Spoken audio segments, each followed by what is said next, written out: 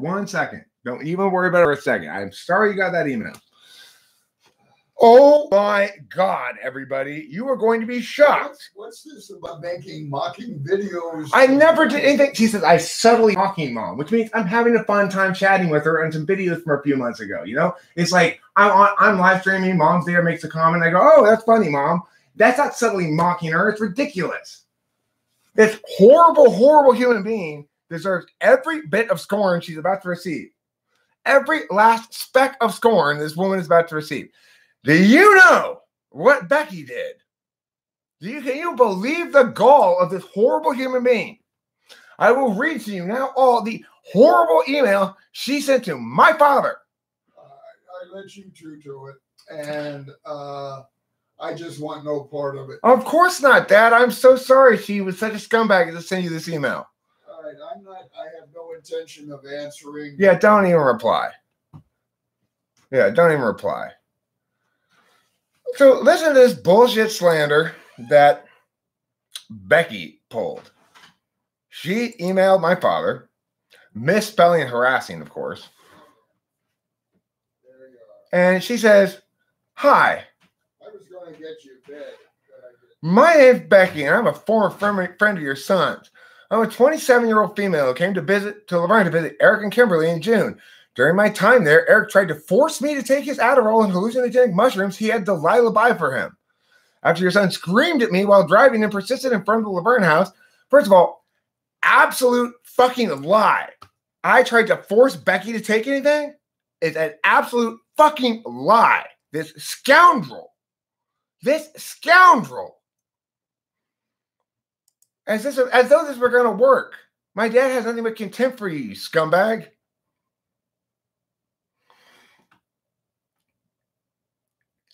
After your son screamed at me while driving and persisted in front of the Laverne house. No, fucking liar.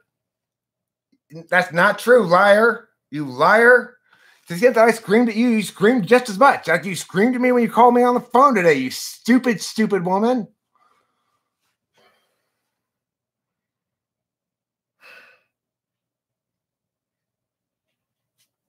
Look, the thing is, Becky, despite being completely in the wrong about everything here, has chosen to email my dad threatening to sue me, even though she knows for a matter of fact, but not sue me, to sue my dad.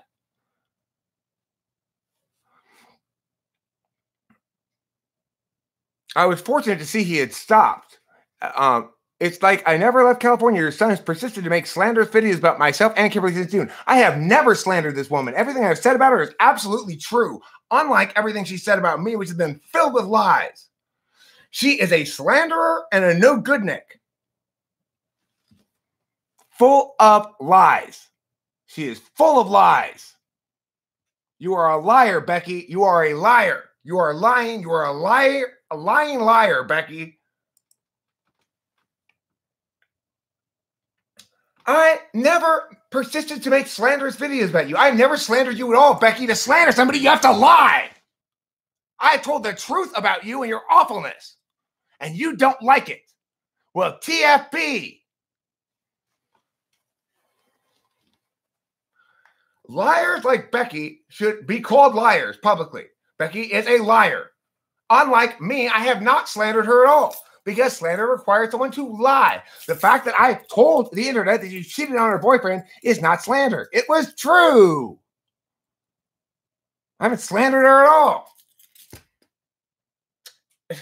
What do you think you're going to accomplish here, Becky, by emailing my dad? You think my dad's going to side with you? He's not that dumb. Moron. Check out this part. I am about to pursue a claim against him for intentional inflicting of emotional harm. This will be an international charge since I reside in Canada, but reasoning with your son does not work. Becky had never attempted to reason with me. She called me today and yelled at me. I texted her and said, call me back and have a conversation if you'd like, but you're not going to control this frame.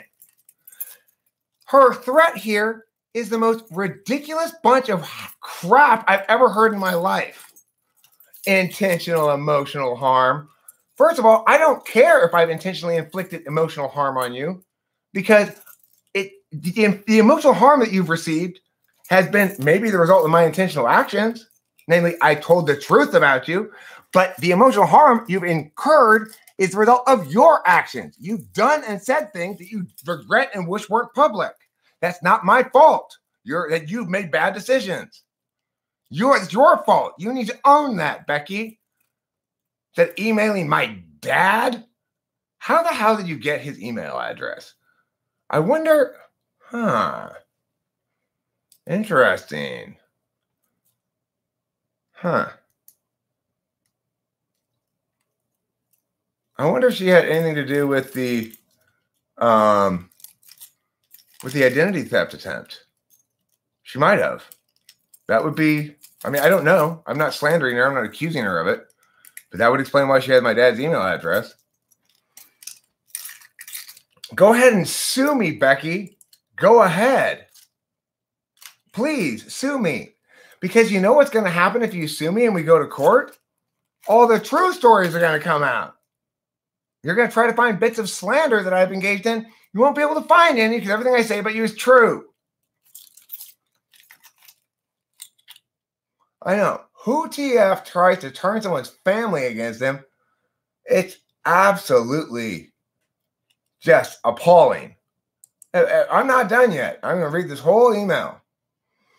I figure I should contact you, meaning my dad. It is apparent he is dependent on you, and therefore you will be held liable for the damages. No, he won't. Even if it were the case that I was dependent on him, and it's actually not. I do have a job. I make money. I am living here for free. I get some money from him too. But that doesn't make me dependent on him. And even if I were entirely dependent on him, he still wouldn't be liable for my actions. I'm a 48-year-old man. She knows this. I mean, look, first of all, I guess what you're thinking here, Becky, this is just a guess, speculation, is that you're going to be able to manipulate an old man who's not that smart or whatever. My dad's way too smart for that, first of all. Second of all, that's real scumbaggery. And, I mean, oh my goodness. I do deal with morons all day, but most of them don't email my dad to slander me. And listen, she's not done slandering me. She's already slandered me once deliberately here when she said I tried to force her to take it out of her. I never tried to force her to do anything. She says I had Delilah buy hallucinogenic mushrooms for me. That's true. What kind of person emails my dad to tell him that? What kind of awful human being does that? So, you notice I'm being honest. I'm telling you what's true and what's not true. Delilah did buy those mushrooms for me. There you go. She's an adult too, you know.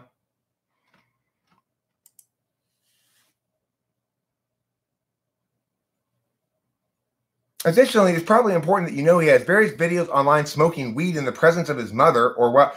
I have various videos online smoking weed in the presence of my father too, Becky. I mean, this woman has gone way downhill in terms of her intellect, or she is so wildly spiteful that she can't control herself, you know?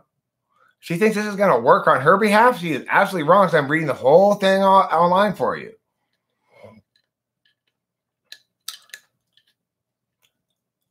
In the presence of his mother or while she's in another room that are posted online while he subtly mocks her dementia. I have never subtly mocked my mother's dementia. Another slanderous thing. Do I sometimes enjoy it? Back in the day when mom would say something kind of weird and funky, did I have fun with it? Yeah. Is that mocking her? No. It's treating her like a human being as she is. You know, this is the mother I have. The fact that I'm not constantly depressed during every video in which my mother was in it doesn't mean I was mocking her. I mean, Becky mocks the English language when she writes this email to my father full of slanderous lies about me.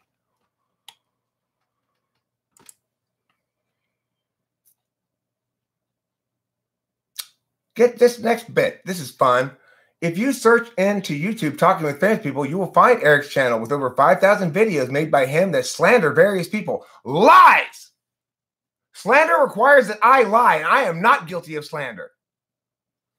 I am not guilty of slander.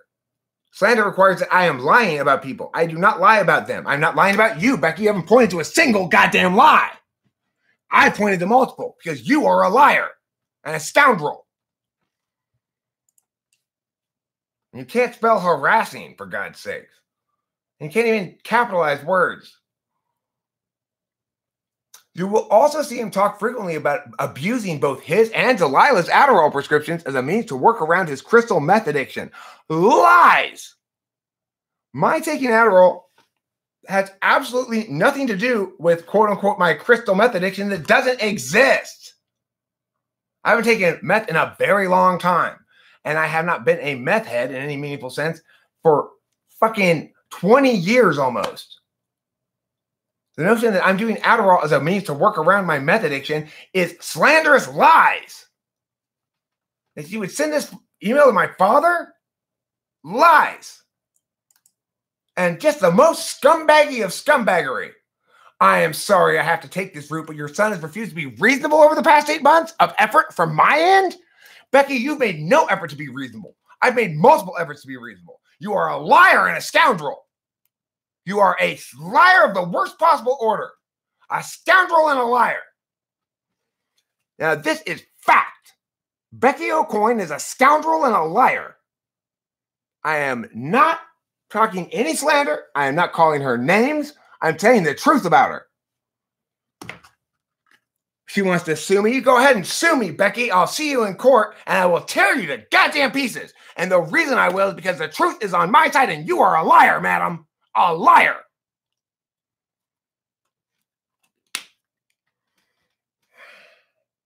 I'm using Adderall for my ADHD. That's what it's prescribed for. Jesus Christ, you're dumb.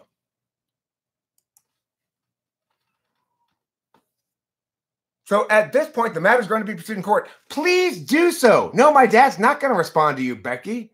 It's the first thing that I'm not going to respond to this woman. Of course you're not going to respond to her. She is a spite monkey of the worst degree. Now, what I am saying here, please bring this up in court.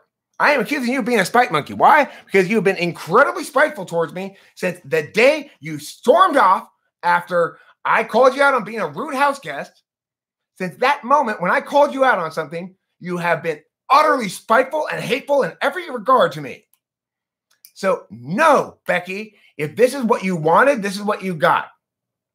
You get this. You get this public depantsing that you well deserve.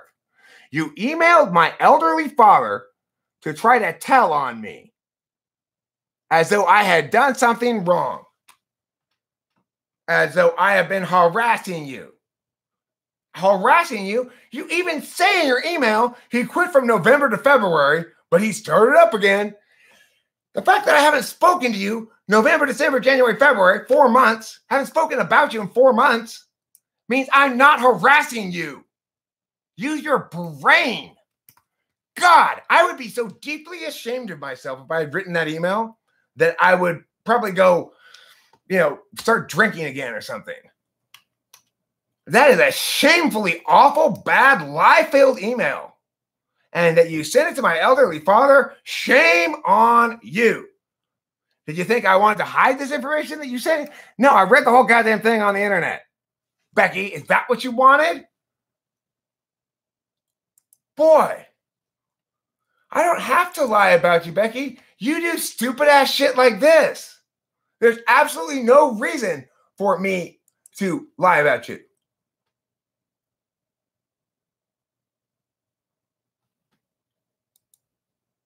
Privacy complaint. Hi, friends. Fine. I will be happy to remove this video, you stupid. Becky launched a privacy complaint about a video that she intentionally made with me for my channel, knowingly and willingly, and with full understanding of what that entails. She privacy violated me on such a video. Talk about a scumbag. Talk about a real scumbag. That's what we're looking at here. We're looking at a genuine, real live scumbag.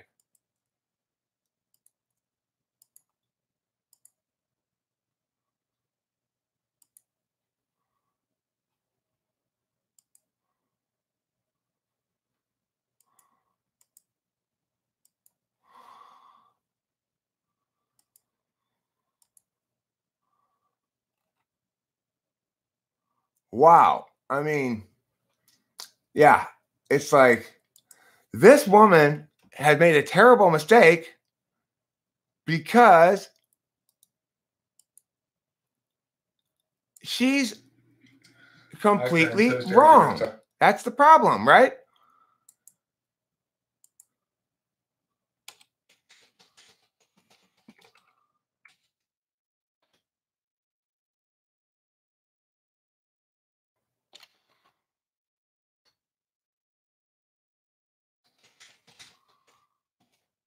I'm having to delete the videos.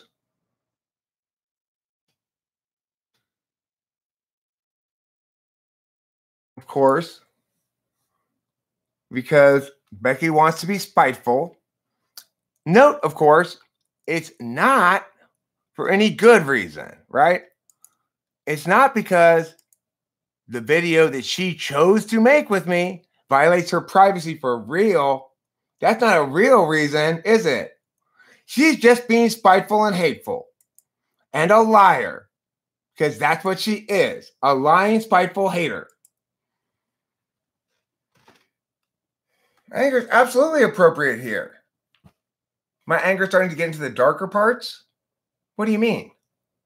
This woman emailed my father an email full of lies about me in order to try to turn my own father against me.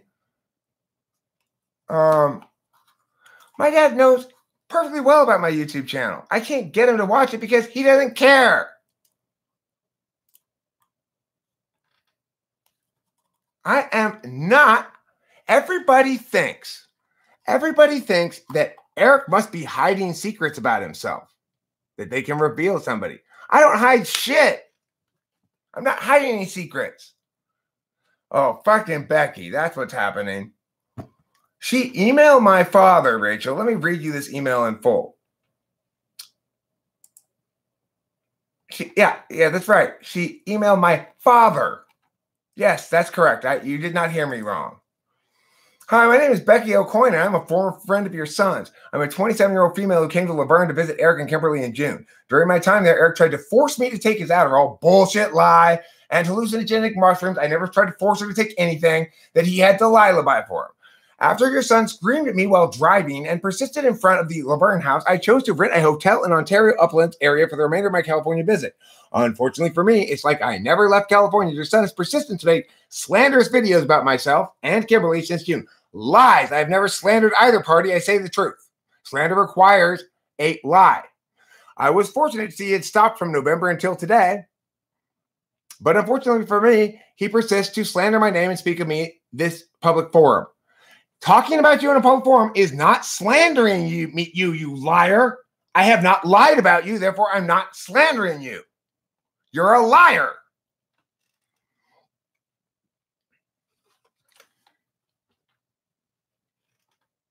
I'm not done yet, Rachel. Wait till you hear the rest of this shit. I was fortunate to see stuff from November until today, but unfortunately for me, he persists to slander my name and speak of me in this public forum. I'm about to pursue a claim against him for intentional infliction of emotional harm. This will be an international charge since I reside in Canada. Meaning, in other words, you have absolutely no court that has any jurisdiction over this that you can possibly file in. In other words, Becky, that's what you mean. I actually know things about the law, you.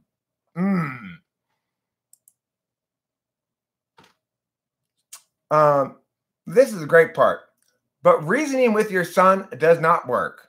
Becky has never tried to reason with me. She's tried to control the frame and be, like try to be the big guy or something. But she's the problem she has is I'm telling the truth and she's lying. That's the problem.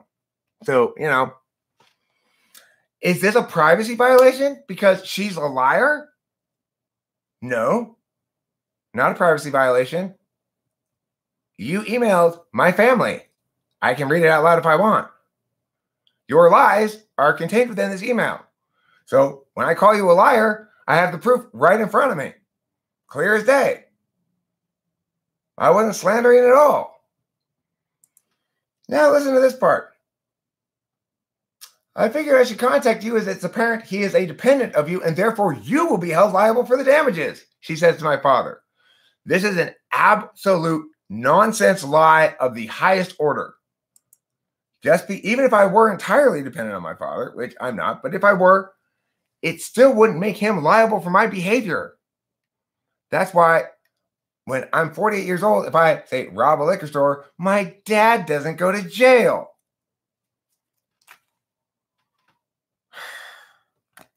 And she's trying to pull this shit past my elderly father.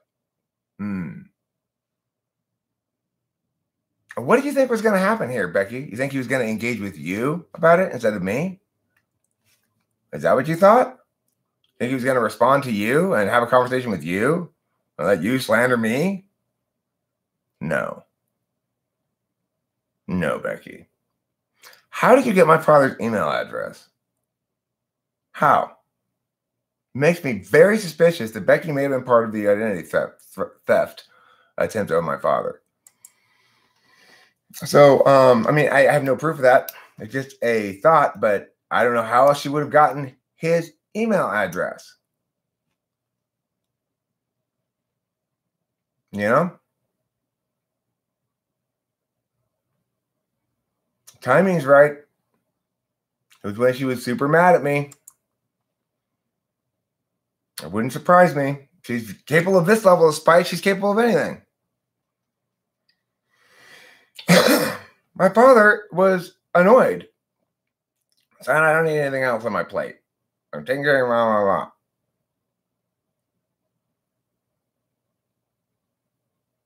She could have gotten it from Kim.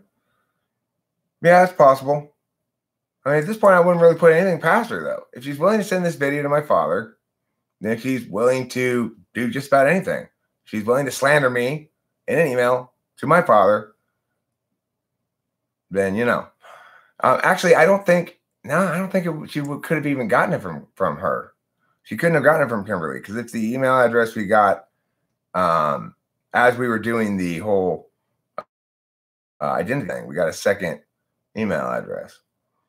So, I mean, who knows? I don't know. I'm not accusing her of it. I'm just saying she's proved herself perfectly capable of such scoundrelry with this. Now, here's some more of this wonderful, wonderful email to read to you. Additionally, it's probably important that you know he has various videos online smoking weed in the presence of his mother or while she's in another room.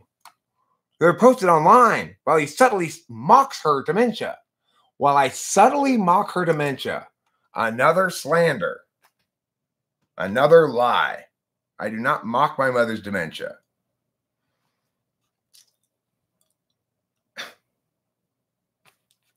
So you email my dad to tell him that I smoke weed with my mom online? I smoke weed with my dad online. Pool for cerebrum.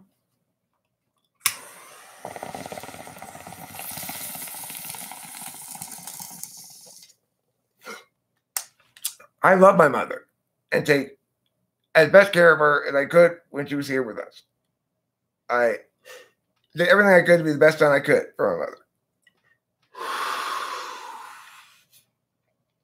Was it easy? No. Especially not when I was living with Kimberly. You know, I had a lot of ontological weight going on. The woman and I were not meant to be together. Was I perfect? No. But I have not mocked my mother at all. Subtly, you said. Subtly mock. Why did you say subtly? You can't come up with any examples of me actually mocking her? I just got to say, Becky, you are a lying liar. That's what you are, Becky, a lying liar. If you search into YouTube talking with famous people, you will find Eric's channel with over 5,000 videos made by him that slander various people. Becky, are you saying that I have 5,000 videos that slander various people? Incorrect. I'd like to think I have absolutely zero because I don't tell lies about people like you do.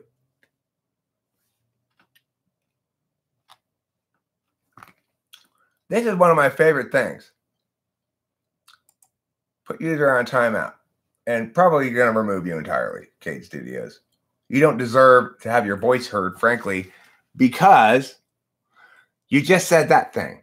It doesn't fucking matter how old I am. I don't want to be slandered to my father. Do you think it's acceptable, Cade, for Becky to have emailed my father a bunch of lies about me?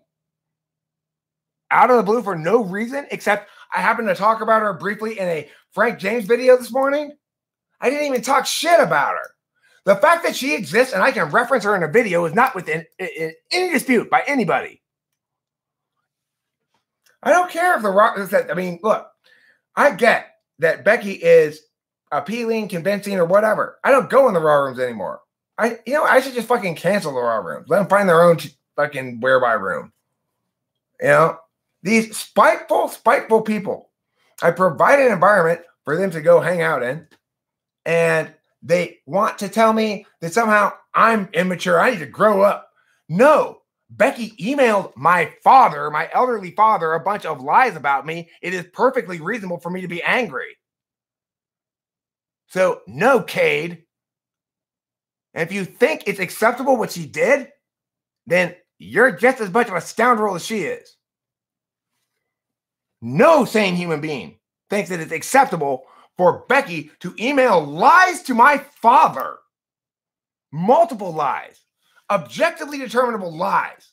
Meanwhile, she's accused me of slandering her multiple times, but cannot come up with a single example of a lie I've told about her. The scoundrel.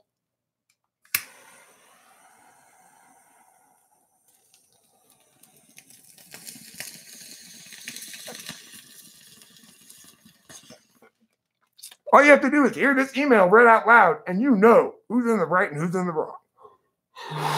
It is clear as day. You will find Eric's channel with over 5,000 videos made by him that slander various people. Even if I were guilty of some sort of slander, it certainly wouldn't comprise the totality of my whole body of work. God. I mean, the depth of arrogance that she thinks any of this is going to get past me. Here's the best line of all. You will also see him talk frequently about abusing both his and Delilah's Adderall prescriptions as a means to work around his crystal meth addiction. Lies! I do not take crystal meth I do not take crystal meth at all. I also don't take Adderall to somehow do something about a crystal meth addiction that doesn't exist. I haven't been addicted to crystal meth for almost 20 years.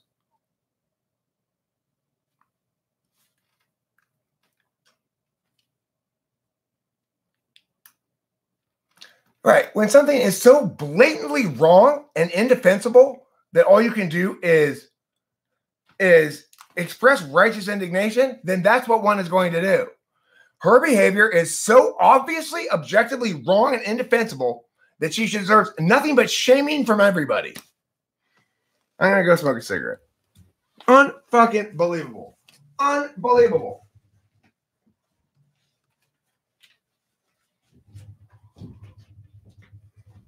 This will show Eric. I'll tell Dad all about drugs and stuff. My dad is never going to talk to me about that email again for the rest of his life. It will never come up again. He's like, I don't need this shit on my plate, Eric. And that's it. So, Becky, if that's what the outcome you wanted, good, you got it.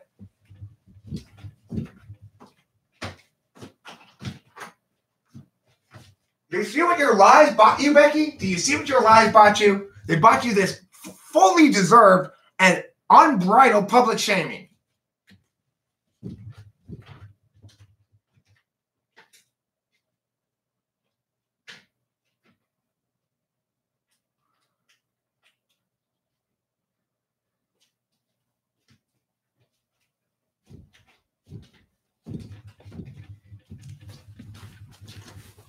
Lies, lies, lies. Right. It's been months. Let it go. If she was really that angry with me, you wouldn't want to hang around my community all the time. You know? Exactly. Just either go away or acknowledge the fact that I can talk about people and things that happen to me in my life. I don't talk about you often because I don't think about you very often.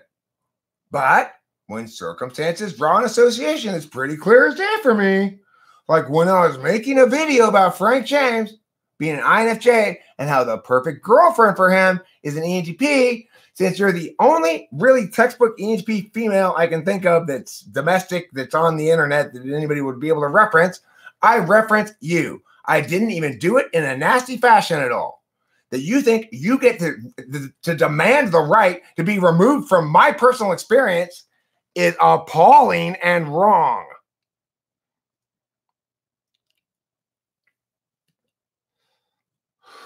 Becky, this time you actually crossed a line, and I am no longer pulling my punches like I have been.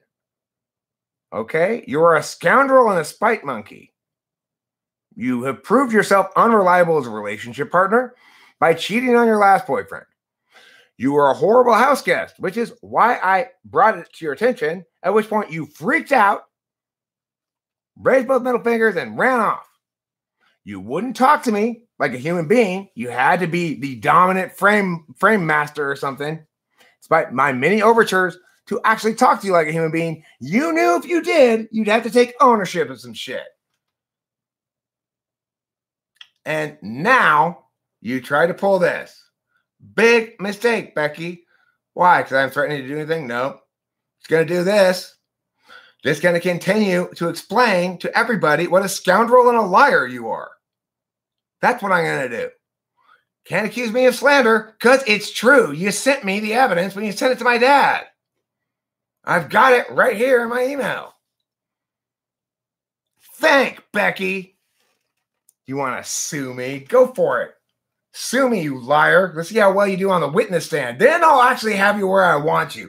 I am desperate to depose Becky. Please do sue me. I will depose you for hours and hours and hours. How do you think you're going to stand up there with your lies when I've only been telling the truth? How do you think your lies are going to fare? They're not going to fare well, madam.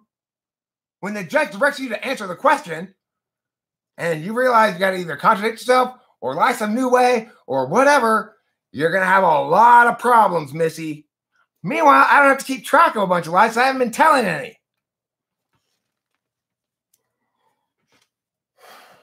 So please try. I don't know what court is going to subpoena me. What court?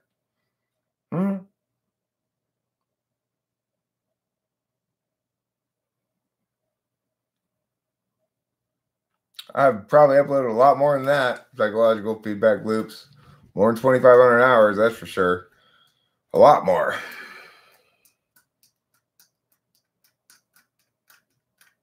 Yeah, you should just stop and do nothing. I mean, what you should do is put up a video saying, I am ashamed of myself.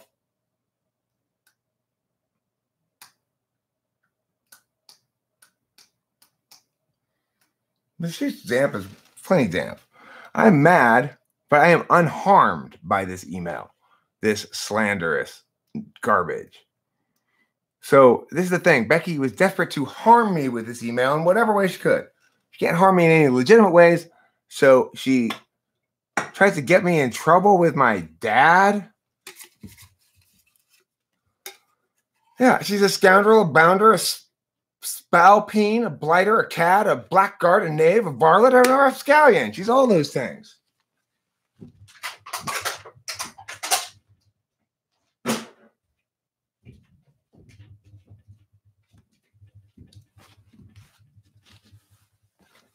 Don't email my dad again.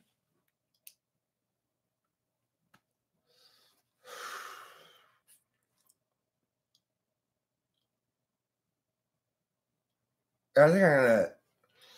No more raw room. I'm done with it. I'm done with it. Done with the raw room. Becky, you're out of the closed group. Countess was right. I should have gotten rid of you a long time ago. I've been too nice. No, I don't think she succeeded at all. That's the thing. She just wants to hurt you, not resolve this. Right. She wants to hurt me. She thought she was going to hurt me by sending that email. She pissed me off. She didn't hurt me at all. Like I said, I can almost guarantee you my father never mentions that email again. Maybe once tomorrow. You get that thing resolved? Oh, yeah. Look, Dad, let me go into your email and block her so she can't send you anything else. She might try from another email account. If she does, just forward it to me. I'll deal with it. You don't even got to look at it, whatever. She might try to keep pestering you. We'll get her on spam. We'll figure it out. Okay, don't worry about it. I'm sorry this happened. I apologize multiple times. Look, Dad, I'm so sorry you got that email. I'm sorry this happened. I'm sorry that these kind of people in the world exist. But, it's not, I don't apologize for any of my behavior, you'll notice, because I'm not guilty of any behaviors that are bad. Any of the bad behaviors she accuses me of are lies. The ones that might sound bad, but are true, I acknowledge. So, Becky, you happy now? You happy with this? I made a video this morning about Frank James. I said how an ENTP girl is the best girl for an INFJ guy. And I mentioned Becky as an ENTP girl. I said, for example, Becky's a good example. She's an ENTP girl. I wasn't even talking negatively about her. She happens to be the example I have of a textbook ENTP girl who's on YouTube, who has a channel called Planet Catch-Up. So, no, I never would have done any of this, but I was raised differently than she was. It's like I was raised by my father and my mother, and they instilled in me a certain amount of hard-learned character lessons, like you don't lie, you don't cheat, shit like that, basics, Also, I was a debater in high school, so I learned inherently both how to win and lose, and the difference between real arguments and specious ones.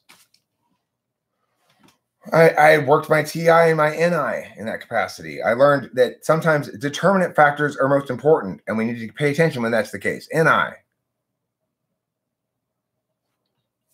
Yeah, exactly. Ghostwriter has a nice word for this here. Don't talk about me, but let me use the chat room for free that you pay for. And, rule the roost in there.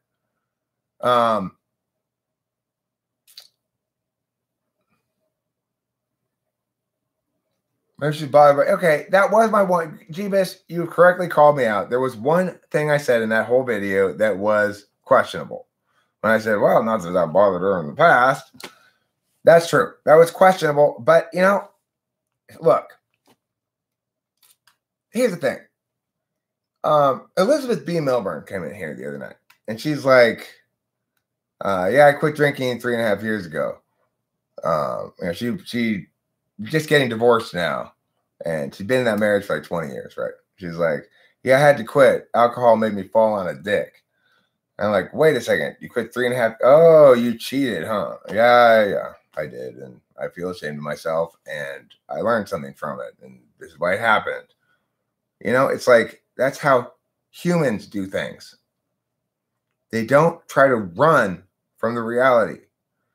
They work with each other to make the right narratives about it. Planet Catch-Up. So, yeah, Becky, you don't get to be a public figure, a YouTuber, and in my raw room, ruling the roost in there and holding court and getting in the ears of everybody else about what a horrible person I am, while meanwhile accusing me of being obsessed with you. I mean, are you trying to tell me, Becky, you're not in there talking shit about me all the time? I know you are, you scoundrel.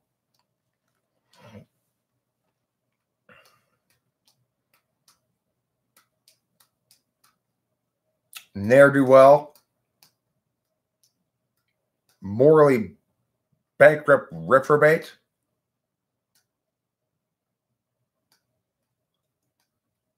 Right. Well, then what I said is, the truth is, I don't know if she has a boyfriend still. I don't know what her status is. Let's pretend that she's single. It's easiest that way. That's what I ended up saying. Now, should I have said that one thing that was kind of snarky? No. Should she expect that and be bracing for it at all times?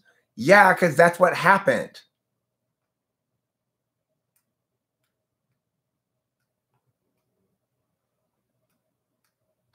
Okay, well, fine. She's still chatting up a storm in my raw room. She's still writing things in my closed Facebook group, and she still never took any ownership of that shit. She still tries to blame me for my wrongdoing regarding it without taking any responsibility of her own for anything. That's the reality. Hey, Jar Jar Binks, though, we have to be sane about things. I retain the right to talk about my life. She was part of my life for a period of time. She's an example I use. I wasn't starting shit. The fact that I made one snarky comment today is not starting shit. You know, you have to live with who you are. It's best to joke about some flaws that people have, you know, rather than just take them so super seriously and critique them all the time. You know, be honest. Exactly. Be honest. I was being honest, right? Was it a little snarky? Sure. But Jar Jar Binks, you're being incredibly disingenuous if you didn't hear that email and blame her entirely, right? If you heard that email she wrote that I read out loud and you're not incredibly interested in shaming her for her wrongdoing, then you are Becky. Okay, if I insulted her in Shane, then I insulted her in Shane. That's not slandering her, and it certainly doesn't justify what she did. Now, if in fact I insulted her with the truth, then maybe she shouldn't have engaged in truths that make her look so bad. Have you thought about that, Jar Jar Binks? Why is it my I can't stop. What the fuck are you talking about? What the fuck are you talking about? I have made countless videos about other things. The fact that Becky will continue to come up periodically because she's part of my ontology and part of my life is true. The fact that I have the right to talk about her and use her as an example for things is true. The fact that I tell only the truth about her is true. The fact that I'm not lying about her is true. The fact that she slandered me to my father is true. The fact that she sent that bullshit email to my father is true. The fact that she cheated on her boyfriend is true. The fact that she's a big liar is true. That's why, Jar Jar Binks. That's why. Jar Jar, no, I didn't start this. I called out Becky for being a rude house guest, which she was. She could not accept even that little bit of critique, and she ran off with both middle fingers raised. I tried to engage with her on a number of occasions in a reasonable fashion. She refused to do so. She insists on trying to claim the frame and be accountable for nothing. That is the honest truth, Jar Jar Binks. I can't let it go. I wasn't holding on to anything. Becky sent an email full of lies to my elderly father tonight, claiming that she's going to sue him, that he'll be liable when she sues me. Hey, Jar Jar, did you hear what I said? Hey, liar, did you hear what I said? Jar Jar, did you hear what Becky did? Did you hear what I said? She emailed my elderly father threatening to sue him for my behavior. Is she a scumbag or not? Hey, Jar Jar, is she a scumbag or not? She emailed my elderly father threatening to sue him because she doesn't like a video I made. Is she a scumbag or not? Answer the question, please. Answer the question, please.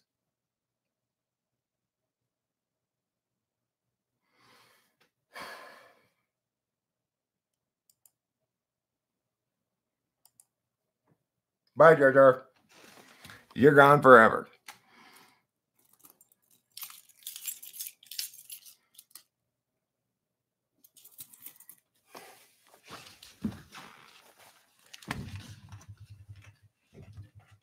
You started this.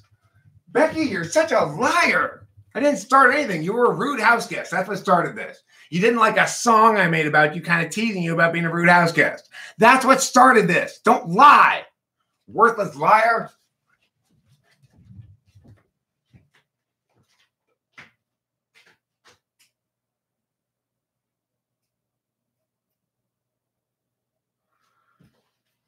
Just to be very, very clear, Becky O'Coin is a liar and a scoundrel and a spite monkey.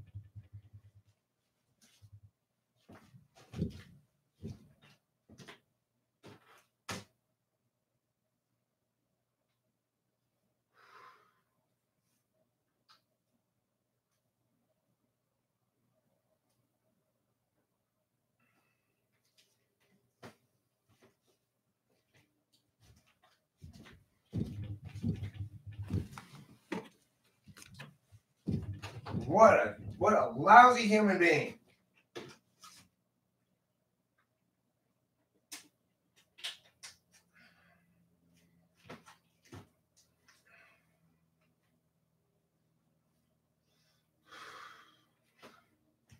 No sane human being would hear the email I just read, full of lies about me that she sent to my elderly father, and not conclude that she's a scoundrel and a liar and a ne'er-do-well.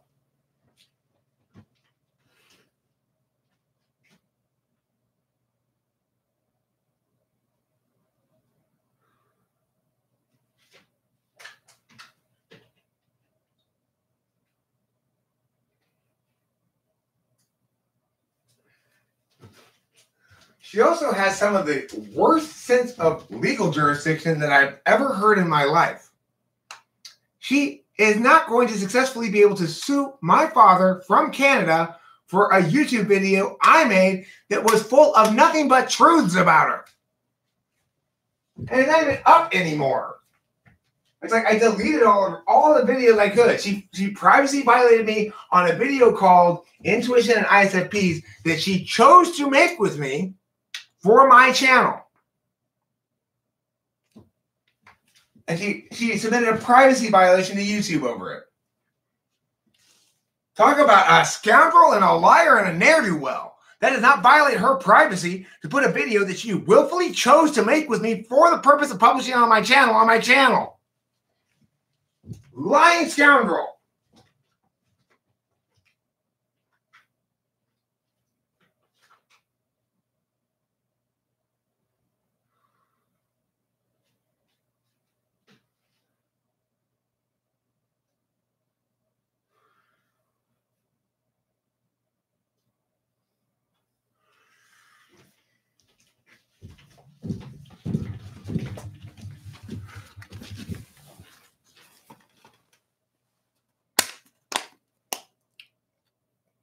A man cannot become a man until he stops listening to Freud.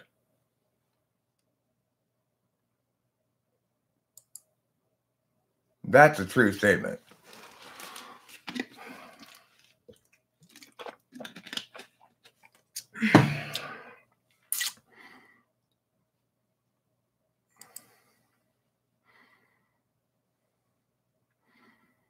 Facebook group.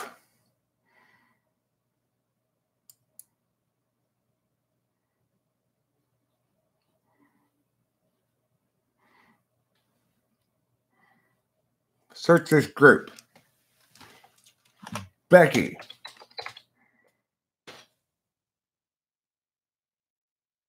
Where's my squad? January 23rd. Where's my squad? Come on, join the raw room. F you, Becky. You are out of this group.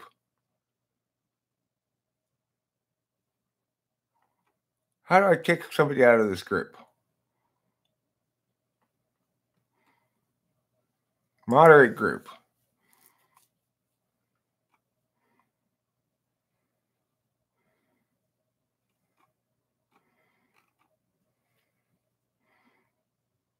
Numbers.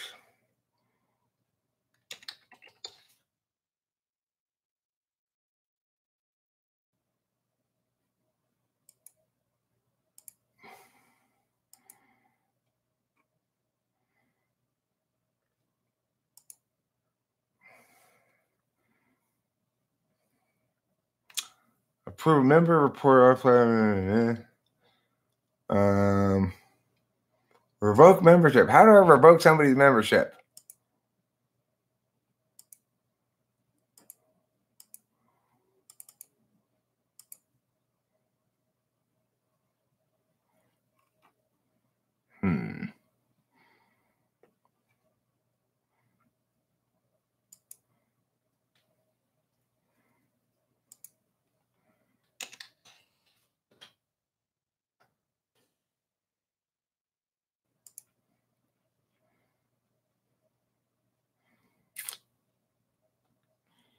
Members.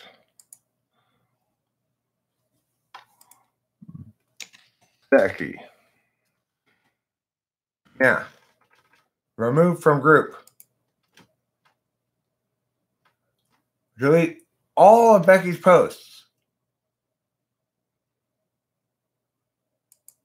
delete Becky's comments, delete Becky's poll options, decline any pending members invited by Becky, and block member.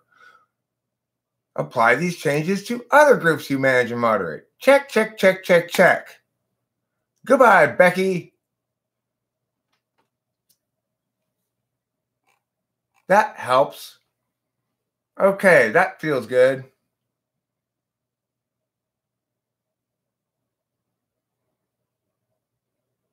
No, Christina, listen.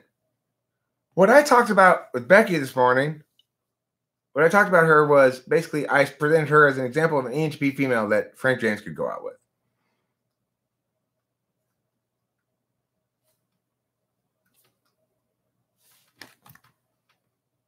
Thank you, Octavia. So you might as well just put Joe somebody, hide him from the group entirely. It's either Becky or one of her cronies.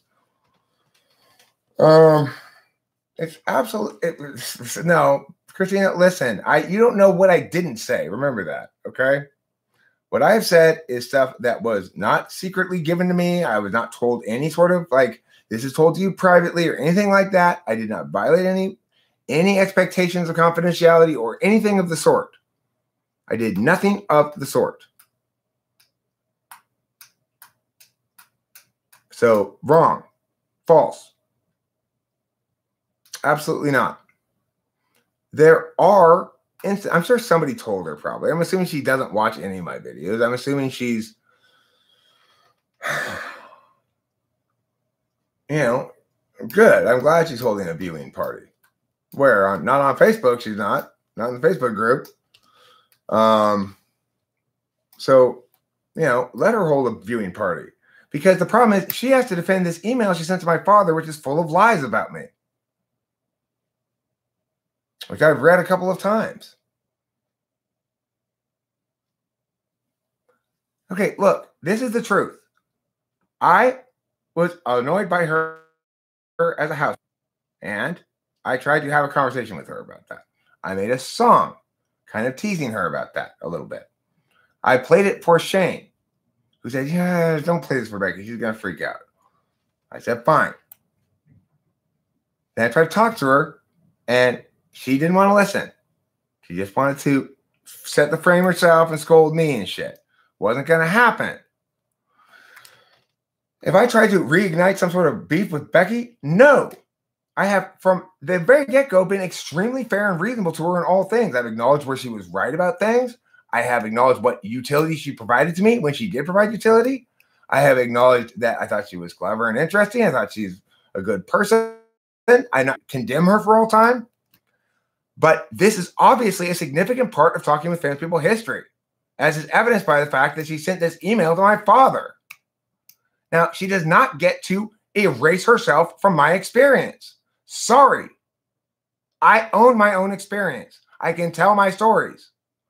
I have to tell true stories about other people. I can't lie about them like Becky does.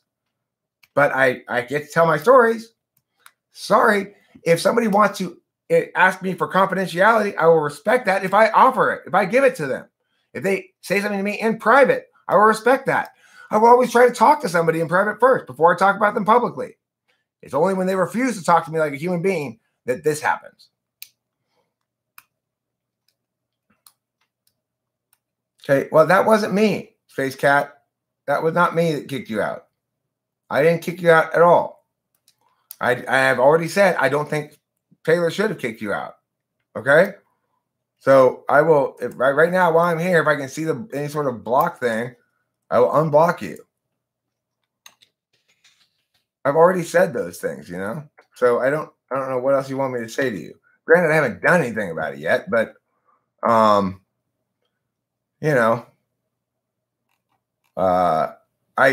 given you the correct response, which is you are right about the fact you shouldn't have gotten kicked out. I've given you that, which is what everybody needs, is when they are correct to be told they're correct. I've given that to Becky on points where she had some validity. I made an effort to be fair and concede those. No reciprocation. No reciprocation whatsoever. So it's absolutely the case that she does not have the right to erase from my memory my experiences that I had with her. That when she came to the Talking with Famous People summer camp, which was going to be made into a big video thing, that she knew that it was going to be made into a big video thing. Obviously. So I don't care how easily offended she is. She's got no leg to stand on here. She's a liar and a scoundrel and a spite monkey. What she did tonight is indefensible. Everything I've done, supposedly, is entirely defensible because I have said true words that were not said to me in confidence. I've not revealed any secrets that have been said to me in confidence. She did not ask for any privacy ahead of time. She just presumed that I wouldn't say anything negative about her ever. And I wouldn't have, except she did such negative stuff. There was no verbal contract. The thing is, that's the point. She had no expectation of privacy or confidentiality. She never asked for any. She never expressed that she was voicing to me anything in confidentiality, nor anything that I ought to have presumed that was spoken in confidentiality. So, you know, that's all there is. That's all there is to it. And there was no explicit verbal contract that she would participate in all the videos. I never said she had to. But the notion that she would say, okay, well, you're just another one of those people, right? I can have opinions and I get to voice them. And guess what? That doesn't justify Becky sending this horrible email full of lies to my elderly father. And that's it. Okay? So no matter how many times you want to reframe this, Becky, that's it. Okay? Do you understand? You will never be able to reframe this as anything other than you are a scoundrel, a spite monkey, and a liar because I haven't told any lies about you. You are a scoundrel. You are a spite monkey. It's evidenced by the email that you sent to my father tonight, which I could read again to share with everybody all the lies if you'd like. I've already read through it twice. All your lies. So, sorry, Becky. You cannot win this battle because you are a liar and a scoundrel, and I'm not going to stop saying that.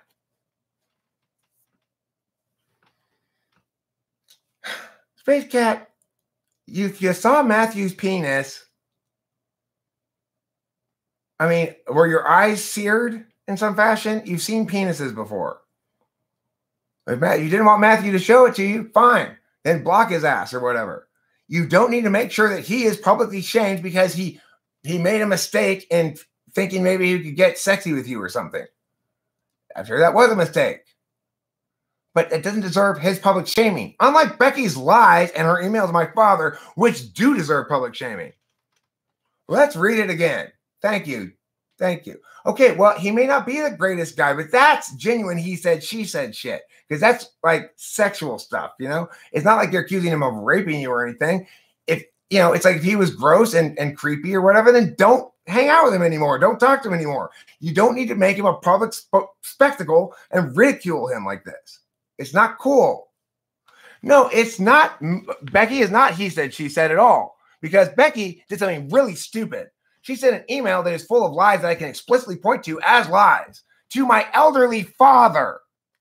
Now, if Matthew had sent dick pics to your elderly father, Space Cat, maybe you'd have a good case here.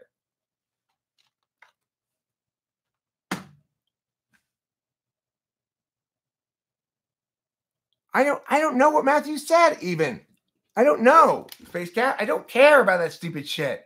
That's not even remotely in the same ballpark as the level of this kind of you know, malevolent behavior on her part.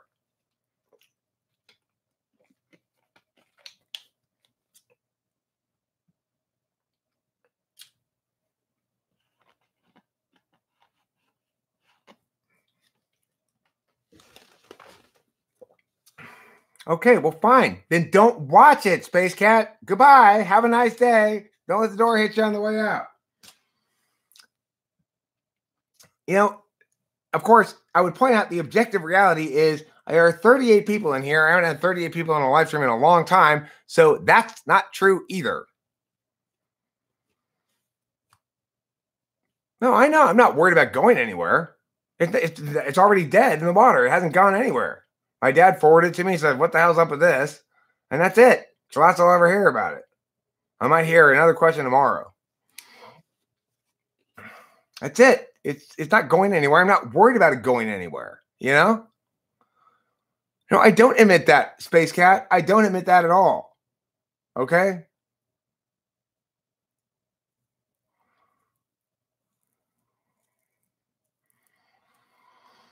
It's not a double standard. It's a totally different kind of circumstance. The same rules wouldn't apply to them because they're not the same sort of thing.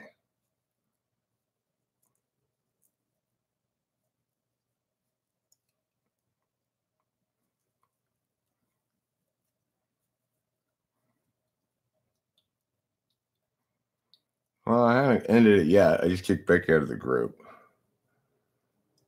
Okay, look, Space Cat, to the extent that Matthew engaged in any sex acts, he did so in the privacy of his own room. He never touched you.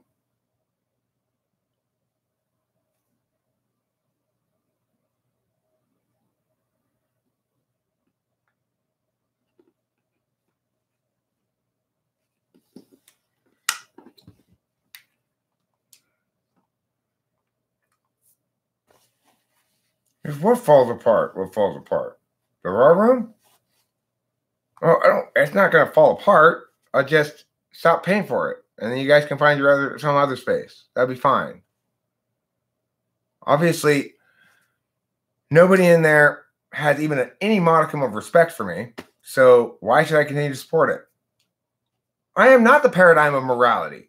I am the paradigm of being accountable and being honest. You know, it's like, I'm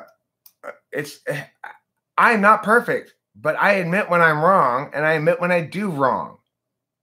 And it's like Becky wants to parse down all these points where I made some sort of mistake. I've acknowledged perhaps it wasn't perfect. I haven't been perfect. That doesn't justify her bad behavior, which is of a whole nother degree in quality. It's not a quantitative comparison, it's a qualitative comparison. Why she would do that, I don't know.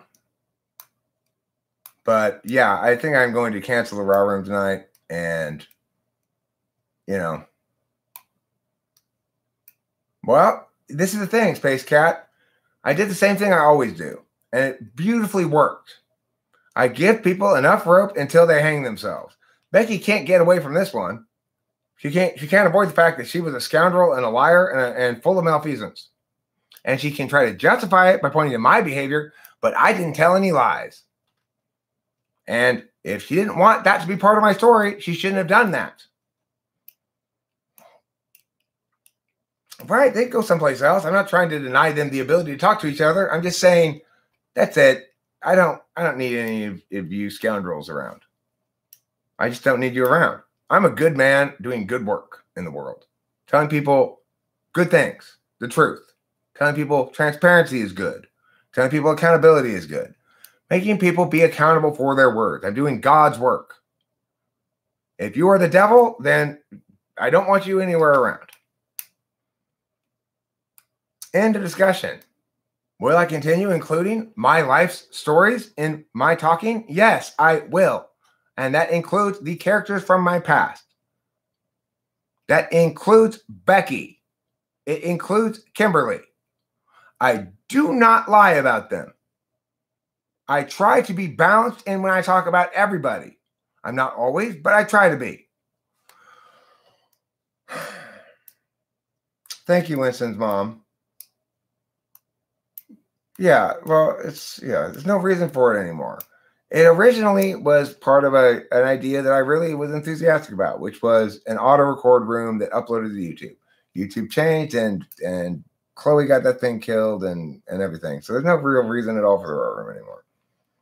And since it just seems to be a toxic pit of people who are spiteful towards me, then I don't want it.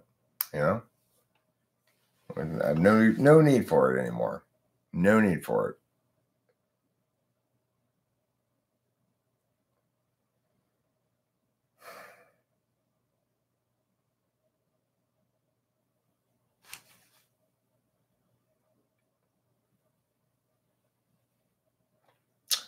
Well, Magnus Christensen, that's factually false. Not everybody thinks I'm fucking pathetic.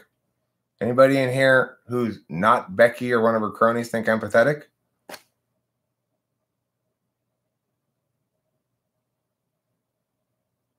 Right. Live streams have replaced the Raw Room because I didn't like what the Raw Room was becoming. I didn't like the way it went down in there, you know? I didn't like the people in there. No. No what? So Face Cat doesn't think I'm pathetic. Ghost Rider doesn't think I'm pathetic. UP Gardner, that's what you're saying no to. You don't think I'm pathetic. Bacon says you aren't pathetic at all. I'm human, thus pathetic. Okay, I'll buy that one too, Moose Balls. I'm kind of pathetic. You know, everyone's a little pathetic, I guess. But yeah, Magnus, that's not you. Whoever that is. But yeah. Yeah, I'll flush them out. It's time for them to go. So, you know, people who are fair and decent and reasonable engage with me and realize in short order that if they talk to me, I'll be fair and decent and reasonable with them. I'm not trying to destroy anybody. I'm not trying to bury anybody or whatever.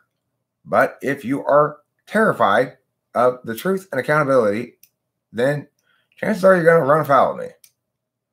And you're going to use the trick that you think can always work because it always works against you. I'll tell Eric secrets because he does bad things in his secrets. Doesn't work against me because I'm a good person. I don't have a bunch of secrets of bad shit that I do.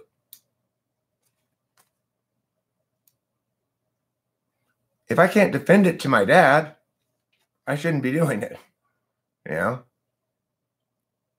So, sorry, Becky. It doesn't work like that. I win.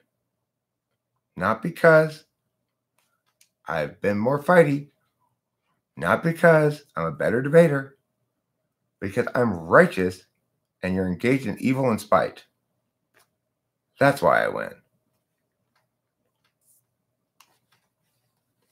I mean, this is the thing. You give them enough rope, they'll hang themselves.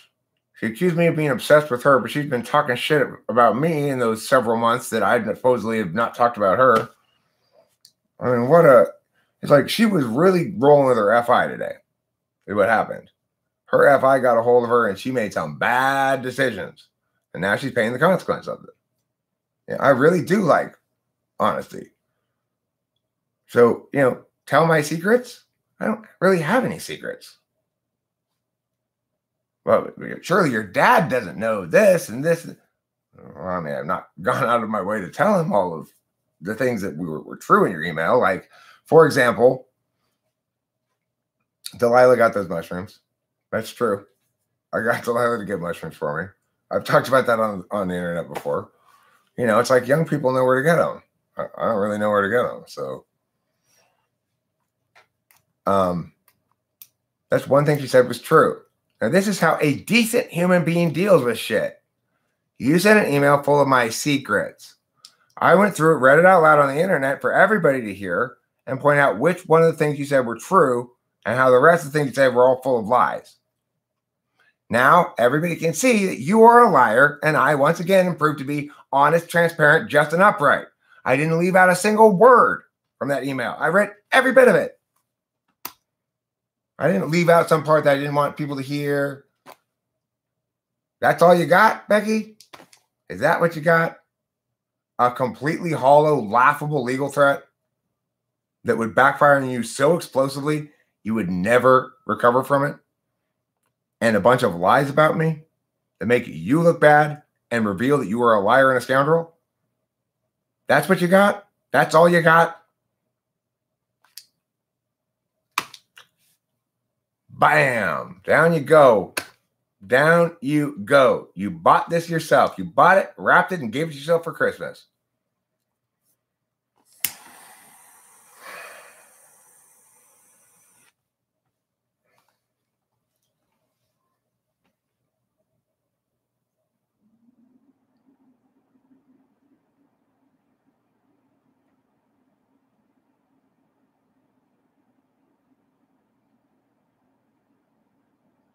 You know, you reap what you sow. You reap what you sow. You lie in the bed you make. And when you engage in active wickedness against a good person who doesn't have many secrets, don't really have any secrets, then this is what you get.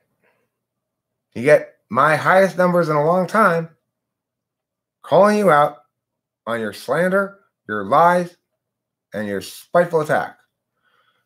Yeah, I need more liquids, Leslie Baum. Thank you for mentioning that. I need to get another water. I'm dehydrated.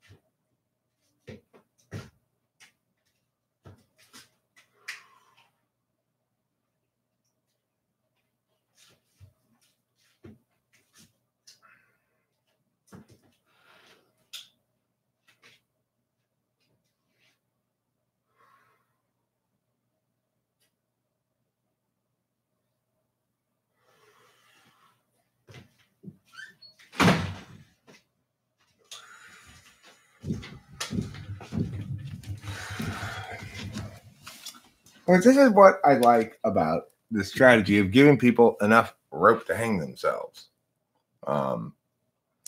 Because even if somebody were to totally agree with her that I shouldn't have said, yeah, in the live stream this morning or whatever, no sane human being can think that that justifies what she did. She'll say, well, she called me first. Well, yeah, she called me and started yelling at me right away, and I hung up on her. And I said, if you want to call me and have a conversation, go ahead. But you're not going to talk to me like that. Perfectly fair. She chose not to have that conversation. Again, for the millionth time, she chose not to have that conversation. So, you know, instead she chose to hang herself. Because no sane human being can think that she was justified in what she did because she wanted to avoid a conversation with me. An honest conversation.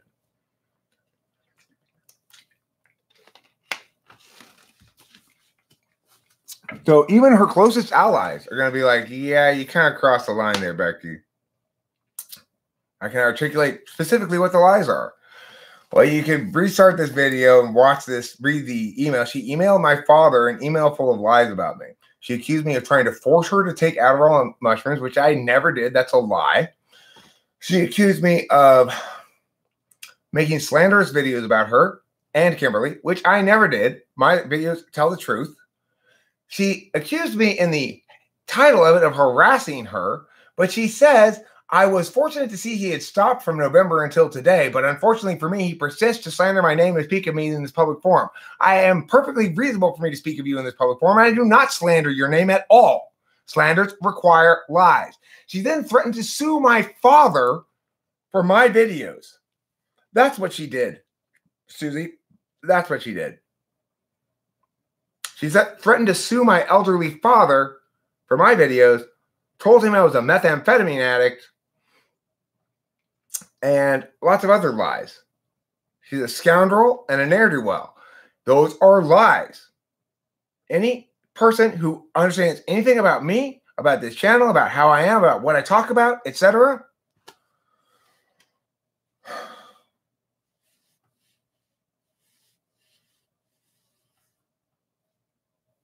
you know, nobody could agree with her. I mean, nobody would agree with her if she had any sort of legal case suing my dad from Canada for videos I made. Because why my dad? Because I'm his dependent. I mean, you know, come on, Becky. Come on. talk about just pure. She didn't provide any examples of me being slanderous. She never has. She can't produce a single lie I've said about her. Well, Susie comes in here and she asks, so I wanted to fill her in a little bit, you know. And look, I like the fact that I'm continuing to talk about this because this is what Becky purchased. She came into the store and she purchased a box full of public shaming. Why? Because of her bad behavior that totally deserves it. Yeah, I'll send her a small settlement bill. How about that? She's inflicted emotional distress upon me. I'm angry. You can't see. Right. Exactly. Vicarious liability because I'm his dependent. Supposedly he's responsible for all my actions now. I'm a 48-year-old man. It's insane. I'm not his dependent either. I mean, for her to establish that I was his dependent, she needed to establish that I was his dependent on the tax forms, which I'm not. So, even if I were, it wouldn't justify her suing him for videos I made. It's insane. Like my dad is supposed to be responsible for policing the content that I make.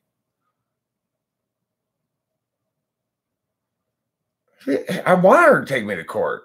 This is the problem she would have if she took me to court. I'd get to depose her. She'd have to answer my questions. And, you know, since she's done nothing but lie about me, that's going to be a problem.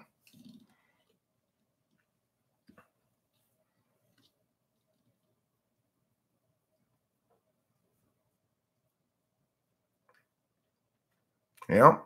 And since she has lied about me, now, of course, I, in theory, could sue her for slander. But, no, Kaylee Belgay, no. Her move wasn't successful. This move is totally paying off for me. Look, I got 36 people in the live stream. I'm annoyed, but I'm getting my justice, you know? This is justice. Okay, Becky, Susie, now this is another one of your lies. I read it out loud because I want the drama.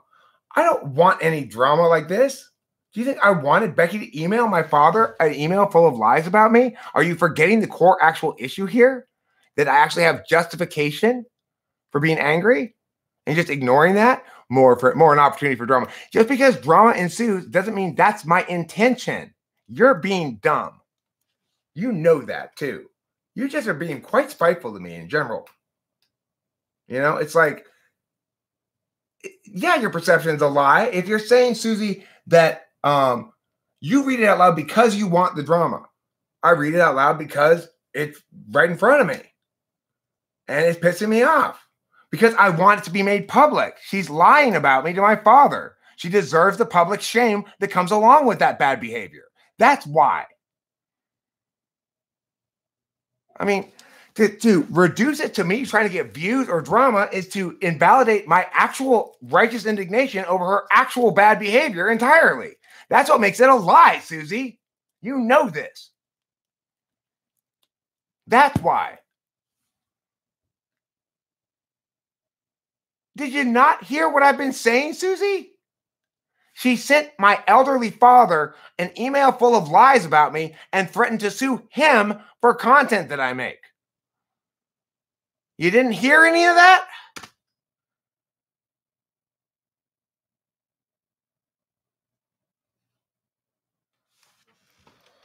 She can send me a big settlement check if she wants. That's fine. Or I would love it if she took me to court. That would be great. Okay, so then you understand what I'm saying. I have good reason to be upset. I do not read it out loud because I want drama. I read it out loud because I want her to be publicly shamed for her bad behavior. Since when have I ever made any decision with this channel that is about getting more views or any kind of TE goal outcome shit like that? You know better. That's why I said it's a lie, because you definitely know better.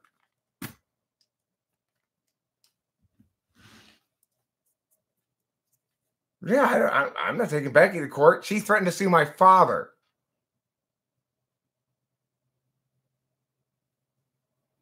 Go for it, Becky. I'm waiting for that subpoena. I'm going to make a video every week I was a mistake to keep Courtney around. It was a mistake to keep Becky around. That's fine. I'm going to acknowledge that. You want to point out that I make mistakes? I know I make mistakes. I admit when I make mistakes. That's what other people don't do.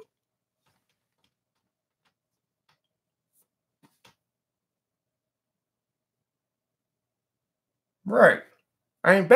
Susie, why don't you take a step back, though, to what you accused me of in the first place and my response to it? Why don't you acknowledge that you were wrong about that instead of just moving on to your next attack?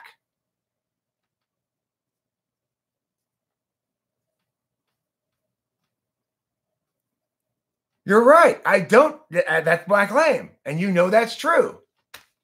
We both know that's true, Susie. We both do. I'm not very TE about shit. I didn't make this video because I'm trying to get views or start drama. No, Susie, you said your words were that I like drama and that's why I do this is for the views. I say, no, that's not true. And you know that, right? Do you remember? I mean, come on. Be fair and decent. Don't try to scramble away from what you did. If I want examples of what? Anthony? If I want examples of what?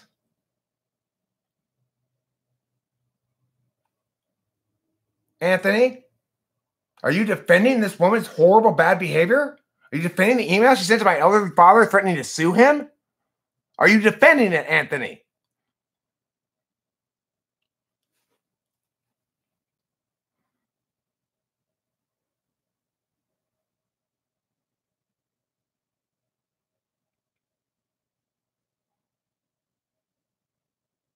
I don't know. I can't find it. I don't know what you're talking about, Anthony. Well, we've got examples of what? Of me slandering Becky? There aren't any. If there were any, she could provide one. Just provide one. Provide one. Don't direct people places to look at things. Just fucking give an answer. Don't be a coward. I don't care, Goth Draws. Frankly, I kind of like having more people on the live stream. But, frankly, no, I don't care. Sorry. I wish I did.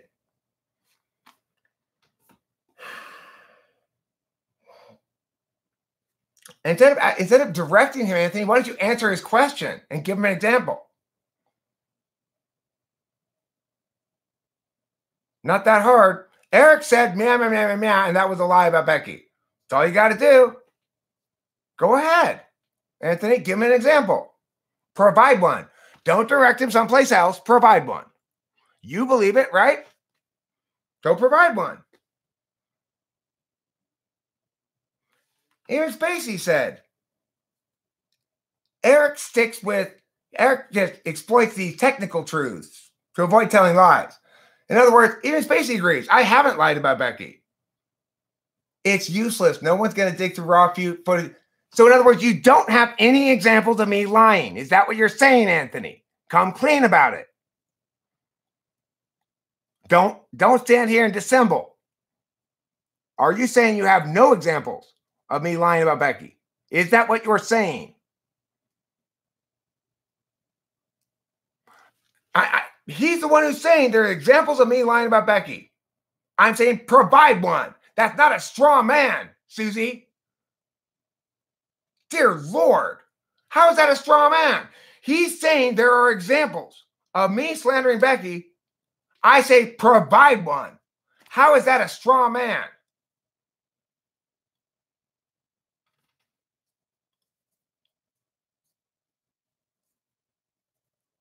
No, I didn't start it for business. I started it for the same reason I'm doing it now. I wanted to talk on the internet.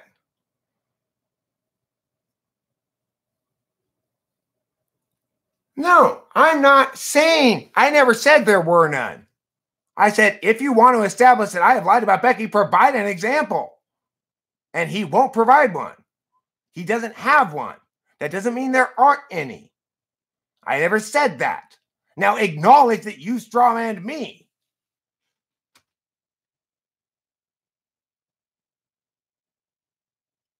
No, it's my goal to talk on the internet. No, I'm saying that it's not my burden of proof to find examples of me lying about Becky that I don't believe exist. But if somebody wants to insist that I did lie about Becky, then provide me an example. You're the one making the claim. Establish it with some sort of substantiation.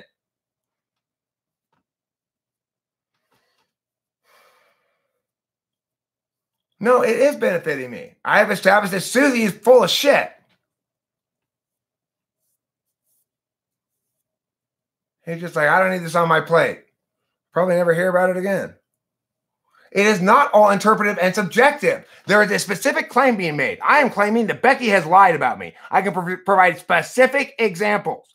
Becky is claiming that I have slandered her. She cannot provide and has not provided any specific examples. That's it. Susie, you're the one who's full of shit because you came in here and first accused me of wanting to talk about this because I wanted drama and views, which we've established is false.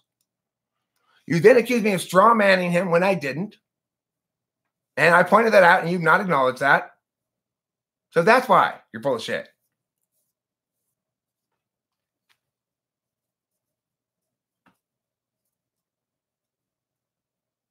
Anthony, it's not all interpretive and subjective at all, is it? I don't need you to acknowledge this. I provided specific examples of Becky lying about me. She has not any specific examples. There's a difference between objective, me, and subjective, meaning lies, her. Lies. Lies are different than truths. It's not interpretive and subjective, Anthony. And if you think it is, you're lying to yourself. It is a one-sided story because I'm explaining the truth about it, and it is a one-sided story. Sometimes it's not he said, she said. Sometimes it's Becky is engaged in dramatic malfeasance of which I have a concrete example. I have engaged in nothing of the sort against her, and she has no examples of me ever slandering her. There's a very concrete and definitive difference. Anybody who wants to pretend that this is mush is lying to themselves or me. Anthony, I'm waiting. There's a big difference between the lie I've accused her of, which I can substantiate, and the lies she told about me, which is to say that I slandered her, which she cannot substantiate.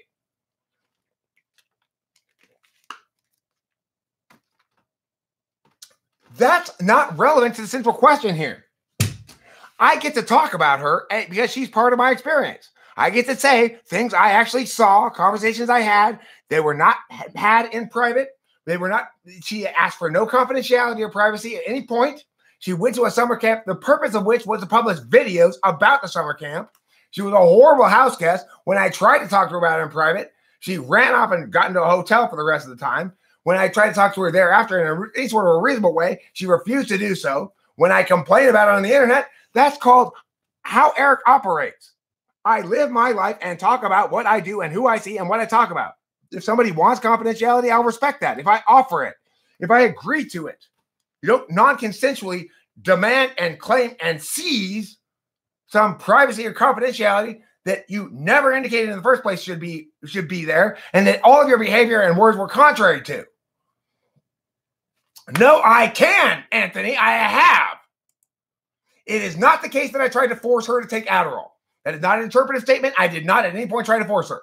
It is not the case that I am doing Adderall to work around a crystal meth addiction. I am not addicted to crystal meth. I haven't been addicted to crystal meth in almost 20 years. And I do not take Adderall to treat any kind of addiction. That is a lie. She is lying, Anthony. Lying. And right now, you are lying hard to yourself. I don't care how much you like Becky. You need to acknowledge the fact she's a liar and a scoundrel. I'm not going to calm down. I'm not going to sit here and hear bullshit when the truth is the truth.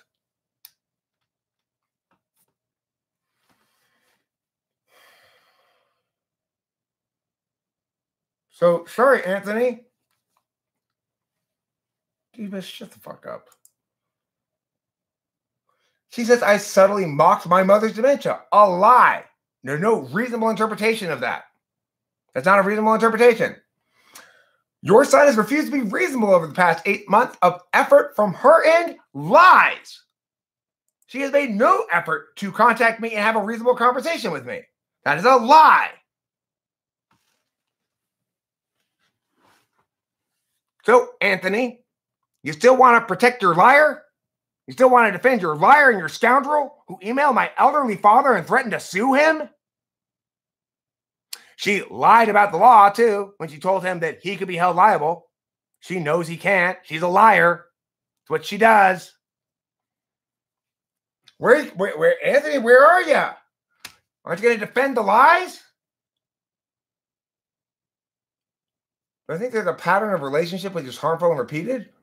Not for me, maybe for Becky. I have a great relationship. I'm deeply in love with Rachel Lapalosa, who's deeply in love with me. We never fight or scold or criticize each other. We do great. We certainly don't tell lies to each other or about each other.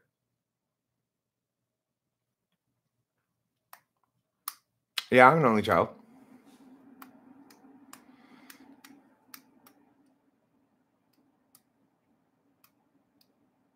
I mean, I gave you concrete examples, Anthony, of lies she says. When she says I tried to force her to take Adderall, that's a lie. I never tried to force anybody to do anything. When she said that I'm taking Adderall to treat a meth addiction, that's a lie, and she knows it. I gave you concrete examples.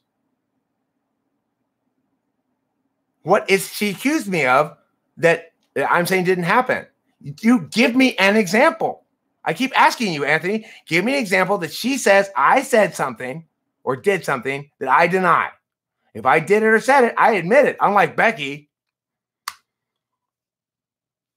Yeah, I don't blame you for timing his ass out. And Anthony, you got your ass timed out because you're not being reasonable or decent. You're not hearing the truth. I've given you concrete examples of her lies. You've not responded to it. You keep intimating that I've done something or said something, but you can't provide me a single example. So, don't feel like you're going to get out of here with any dignity either, sir. Because the way you are dealing with this intellectually is both cowardly and weak. Yeah, and it got blocked by my girlfriend, Jane Doe, not my minion. Obviously, I don't have minions, or I never would have made you the moderator of the Raw Room. Right? Are you a minion, Jane Doe? Are you my minion? No, my girlfriend has the authority to block or whatever she feels like because she's my girlfriend. It's different than my mods. Okay? Maybe if Hambone had done it, I would have said, Hambone, don't stop that. But my girlfriend gets a pass and she can fucking mute whoever she wants. That's fine. She's my girlfriend. Is there a double standard? Yeah. Sorry. That's called sane living.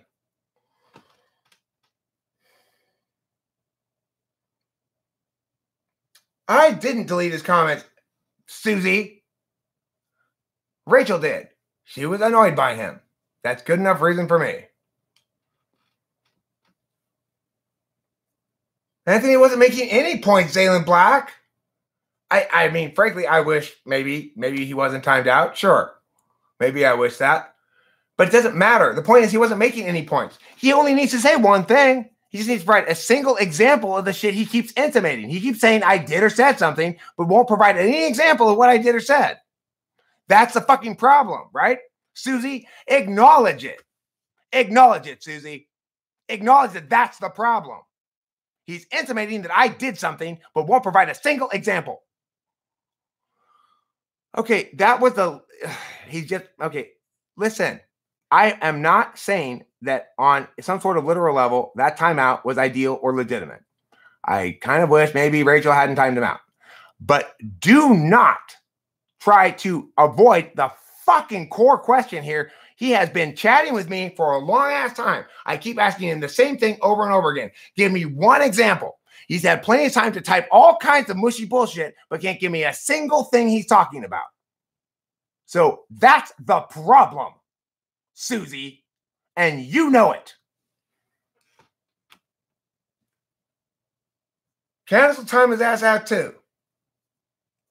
I don't give a fuck at this point. These scoundrels have been given so much rope, and now they've hung themselves beyond all reason and measure. No, I see myself growing from each relationship and evolving and becoming a more fully realized human being at the end of each relationship, good or bad. My second marriage was quite good, but we weren't meant to be together ultimately, but we didn't have a lot of conflict really. My first marriage was awful. My most recent girlfriend before Rachel was BPD, and that was a problem, but whatever. I learned a lot from all of those relationships. And I grow and become ever more honest and transparent and try to walk a righteous path. Why am I still yelling? Susie? Wow.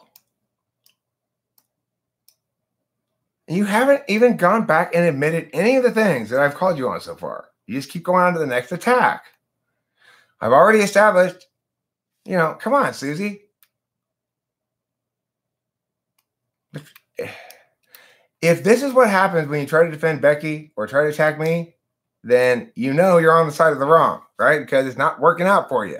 Every kind of point you try to make is attacking me, and I defeat them all, and then you just move on to the next thing. You just shift ground. You don't go, okay, you know what? You were right, Eric. I need to rethink this, like a decent human being would. What? Okay, fine. I'll go give you the concrete examples. Fine. Susie.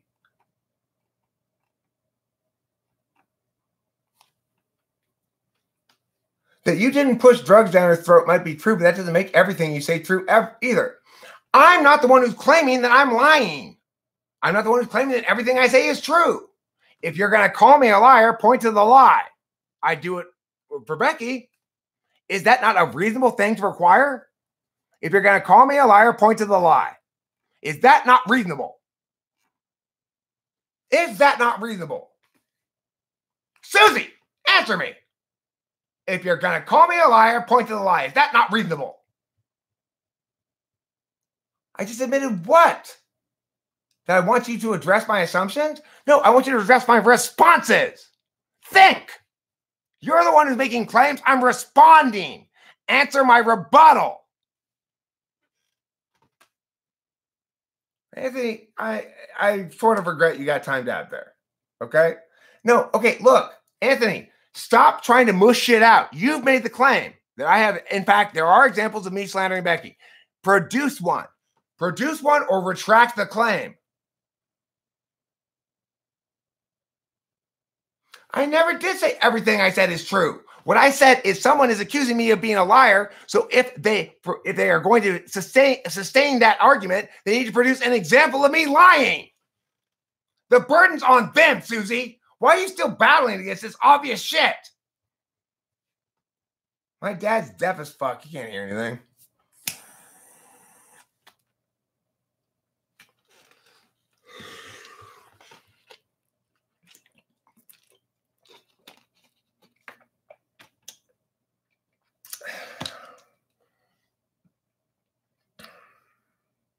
So, Becky, if I'm lying, have you or one of your minions, since you obviously have minions, I don't, I have friends.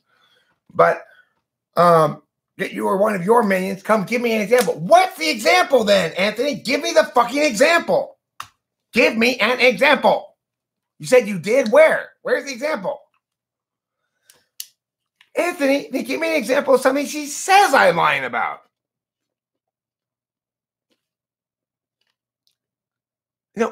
Repeat it, Anthony. Repeat it. I'm not going to go scroll up to dig through all your comments. It can't be that difficult for you to type it again. Tell me what it is that I lied about. Becky, tell me. And ask yourself this. Would Becky sit here and take this kind of questioning? Would Becky sit here and respond to everybody on point? No, not in a million years.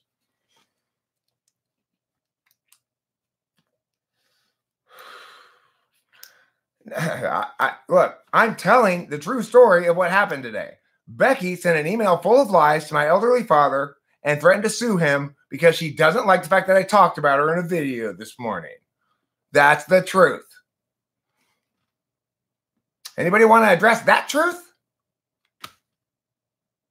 Anybody think that's justified?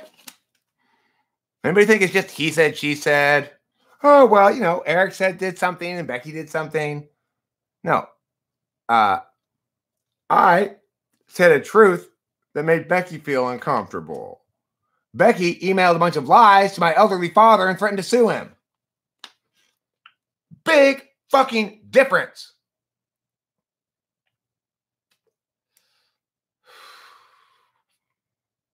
Everybody get that?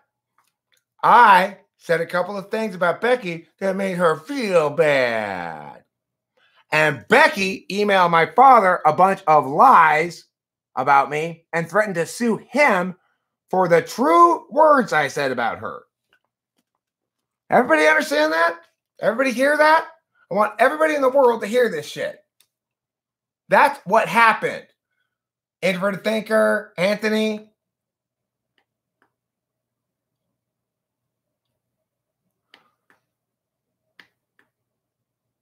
I never said I would preserve her confidentiality about anything. I never said that. That's a lie. She never asked me to, and I never said that. That is an absolute lie.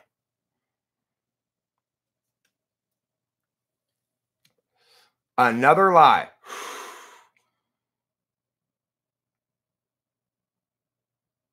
Now, that one you might say it's he said, she said. We have no evidence either way. But I am not one to go back on any kind of confidentiality agreement. I have a long history as a professional being confidential about students. I have many things I haven't said about various people because I thought it would be inappropriate and would be violating their privacy. The fact that the things I have said make her unhappy doesn't make them bad, wrong, false, or a privacy violation. It means that she has not yet owned and come to terms with her own bad behavior. I'm not name calling. I'm not being abusive in my discourse. I am correctly and properly calling out a miscreant for her horrible bad behavior. And I want everybody in the world to know that Becky O'Coin sent this email to my father in which she threatened to sue him for a video I made this morning in which I said a couple of true things about Becky that she didn't like. I want everyone in the world to hear this, okay? That's what I want everyone to know. Because I'm not talking about her as a person. I'm talking about the thing that she did and the lies that she told. Those are very concrete things. I didn't say anything about anybody hanging themselves. Oh yeah. Give people enough rope, they'll hang themselves with it is an expression that does not refer to any actual hanging. It says, if you give people enough rope, they'll make a big mistake, and then you'll be able to call them on it. That's an expression. It's an idiom. It's an idiom in English. I understand English is not your native language, Susie, so you may not understand its idiomatic nature. I'm not referring to any actual hanging of themselves. It's absolutely neutral language. In English, that idiom has no meaning that references suicide. It is simply saying if you give somebody enough rope, they'll hang themselves. People have to lay in the bed they make, and people have to reap the crops they sow. None of those people need to actually be sleeping, farming, or killing themselves. So that's the truth, okay? So, Susie, you were wrong again. But this time, you have a good excuse. Idiom is challenging for anybody who's not a native speaker, and that's understandable. So, yeah, Becky didn't want to deal with me reasonably, didn't want to call me and have a conversation. She called me and yelled at me. I texted her and said, you can call me back and have a reasonable conversation with me. There's not an unreality on both sides, Anthony. You keep making these claims that are unsubstantiated by anything. Now substantiate one of your claims. You're just voicing feelings, opinions. Substantiate a claim. There's no unreality on my side. I can point to an email that she sent to my father threatening to sue him for a video I made earlier. That's concrete and specific. It is filled with lies. I pointed out those lies. You haven't disputed those things are lies. Nobody has because they're obviously lies. Okay? Yes, I have a pulpit. That's true. She does too. She has her own YouTube channel. She does. Yes. She can make as many videos as she wants. I don't give a fuck. Because she's either going to actually slander me publicly, at which point I actually would be able to sue her. And she has slandered me plenty. I'm not going to. Nobody believes her. She's a big liar.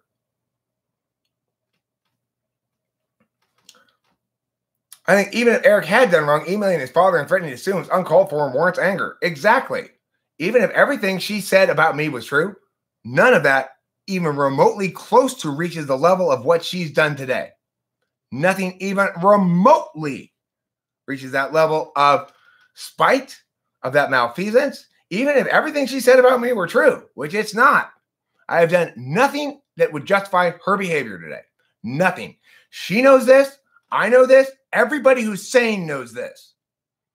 And anybody who's correct knows that she's a liar, and I am not. And that's the big difference between Becky and me.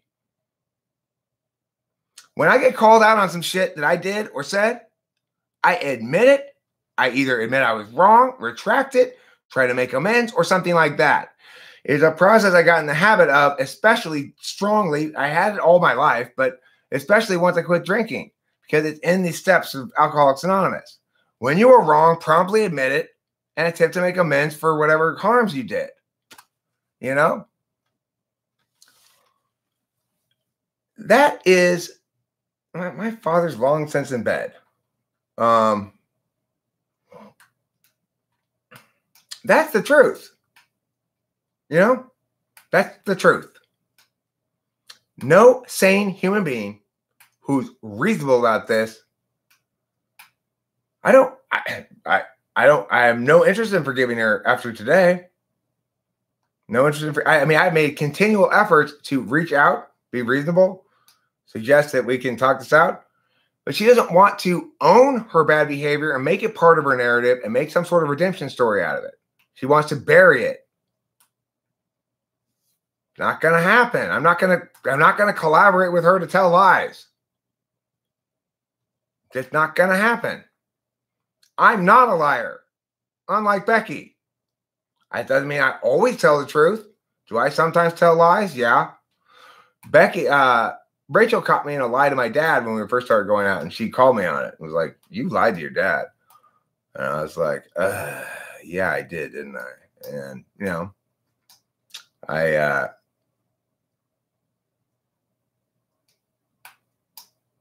it's a very rare thing, but in that instance, I wanted to lie to my dad because I was trying to, it's TE reasons, you know, doesn't justify it. I'm glad she called me out on it. Look, I'll forgive Becky, fine. I mean, after I make this video, I'll be done with this justice wreaking. But it is actually the case. Yes, I did. I did, Gemini mate. That's true. I made a dig. You know, it was an impulsive thing. I'm coming up with this shit all on the fly as I'm talking, always. And in that instance, I probably shouldn't have said that. Of course, if you do cheat on your boyfriend, then that's part of the story. You know, what does she want me to do? Well, okay. Here's the thing. She can feel emotionally harassed, but that's not something that justifies her bad behavior. If I had lied about her, then she might be justified, but I didn't lie about her. So look, it's like this one lady said to me one time, I feel threatened. I said, I don't care if you feel threatened. Your feelings don't matter because I made no threat. Your feeling threatened doesn't mean I'm threatening. Your feeling harassed doesn't mean I'm harassing. Okay? So Becky's feelings can go fuck themselves.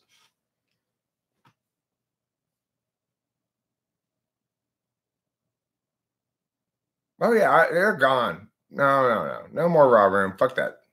Obviously, it's a den of toxicity in which Anthony thinks that I'm somehow equally responsible. No, Anthony, she filled your head with lies and bullshit. Sorry, that's how it is. Sorry, Becky, your email has brought this truth upon Anthony and everybody else in your little cabal of haters. You are a liar and a scoundrel, and you email my elderly father threatening to sue him because I hurt your feelings in a video today by telling the truth. Shame on you. Shame. Shame. I heap scorn and shame upon you, which is richly deserved by your slanderous email. No reasonable person can possibly side with her in this. It's impossible. This is what I mean by I gave her enough rope and she hung herself. Now, it's very clear to everybody, she's a scoundrel and a liar, and I've been right the whole time. It's abundantly clear. And I will just continue to hammer this narrative to make sure that it's abundantly clear so that anybody who has a chance to possibly make this live stream before they go to bed has a chance to hear the truth about Becky O'Coin and her scandalous scoundrelry. Most of what happened got blown way out of proportion. It's like there wasn't anything to even get blown out of proportion. Becky's main points are that I yelled at her and Laverne. Yeah, I yelled at her. That's one of her main points. And that I'm harassing her because even though I didn't make any reference to her for the last 4 months, according to her, which probably isn't even true, yeah,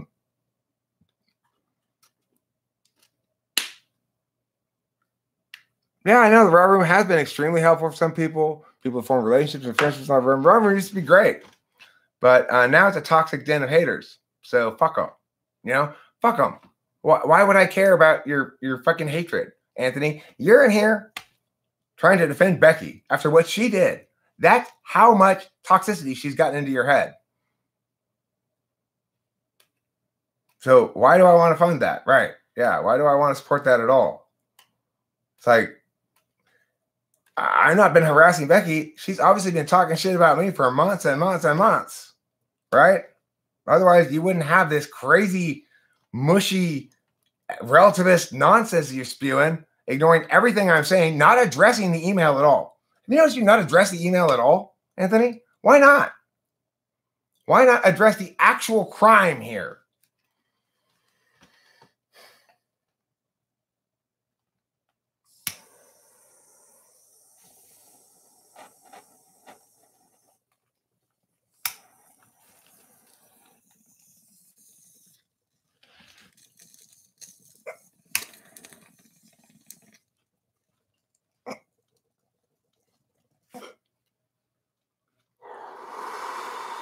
Hi, Can't Christian's Tommy Pagoo.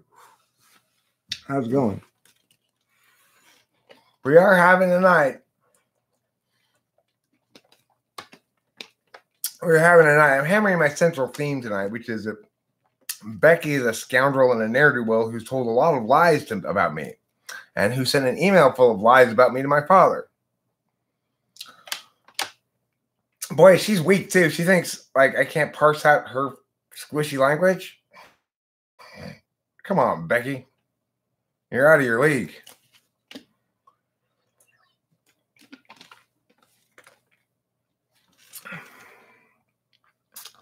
Right. You know, Becky came for me. I could have sat back and done nothing or been intimidated or scared or bowed or somehow or hurt or, oh, no, Becky, don't, Becky, no. I could have done that. But scoundrels and liars don't deserve that. They deserve my foot up their butt.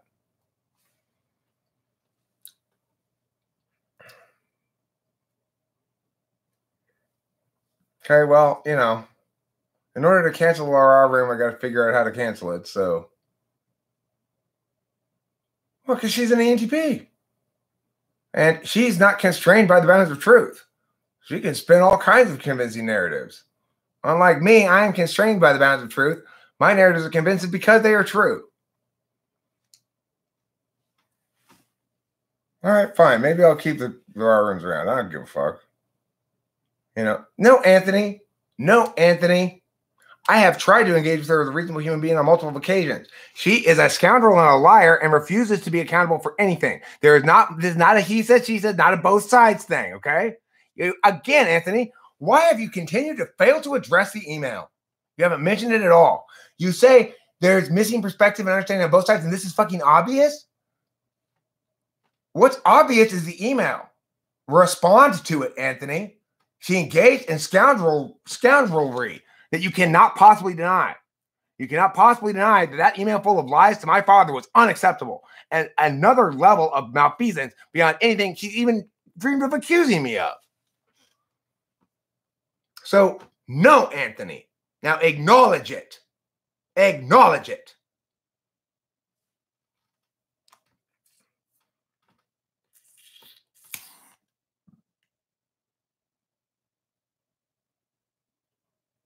Oh, yeah, he is, Gemini mate. He's taking very clearly a side. He's trying to dissemble. He's trying to turn this into a wash when it's clear as black and white. That woman is a liar and a scoundrel, and I am a good and honest person. That's the difference between us. That's not true, Learning. Actually, I have an incredibly advanced and incredibly developed capacity for self-criticism. And I think I'm not even, you think my emotions are just driving this argumentation here? You're insane. I'm not like that.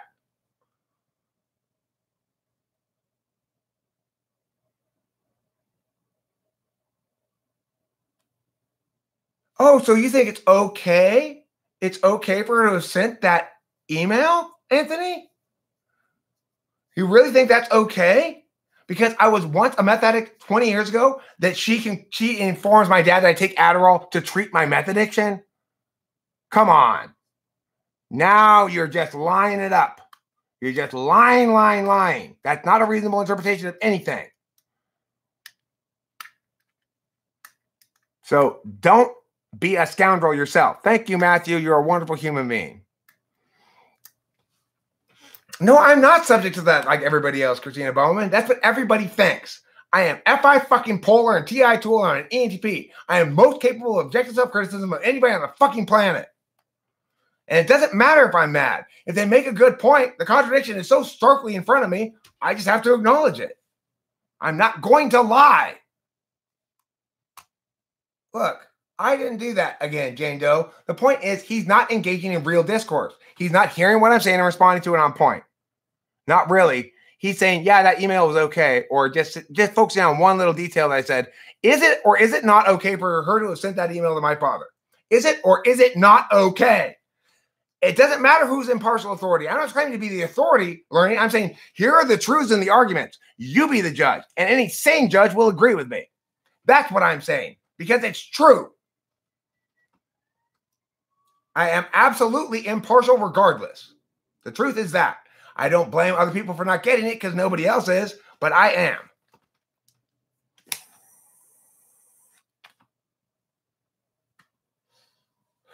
I know, it's just effie bullshit.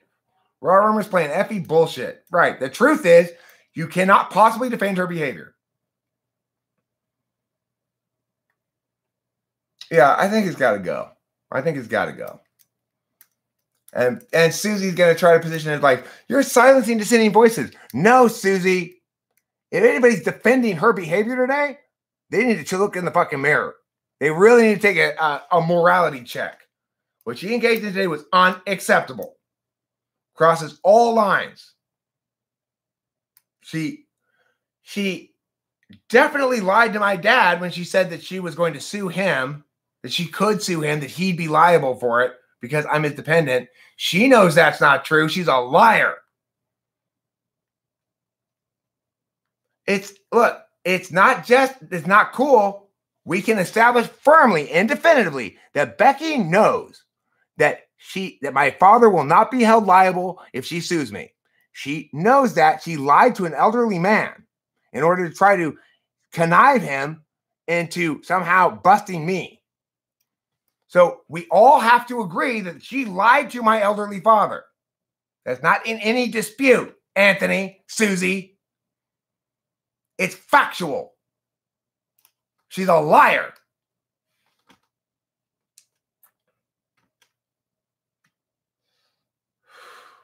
No, Learning, it doesn't take two for one person to tell a lie.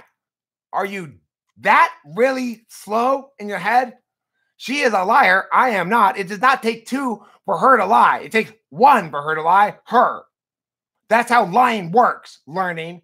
I'm glad you're learning something today. What lies? Point to one, Cade. Somebody who's accusing me of lying, give a single example of it. You scumbag. Give an example, lying scumbag.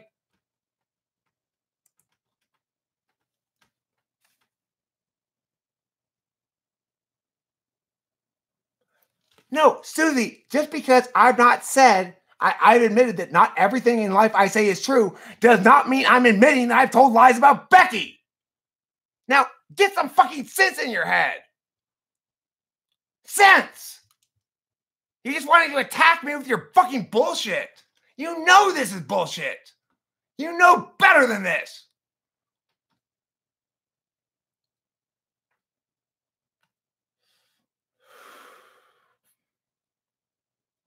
No, Susie, listen. Point to an example of me lying or doing something wrong here. Point to one.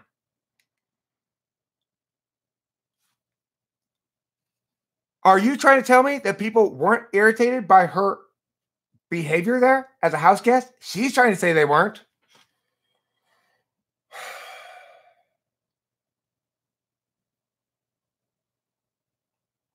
Kate says, I've told many lies during the course of this video. Fucking produce one. All you people who are accusing me of lying, produce an example. Otherwise, you are just slandering the shit out of me. Substantiate your claim.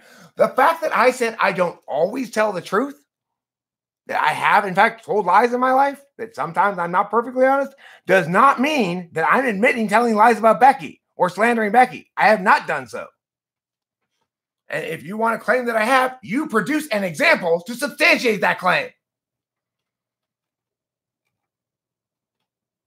Okay, you are an idiot, Learning. Sorry, you're done. You're not listening to me. You're not learning. You're unlearning.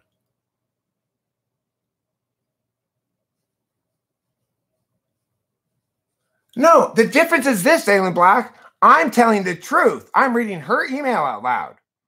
The fact that it looks really, really bad for her is because it is really, really bad, and she shouldn't have done that. That's the difference. That's the difference.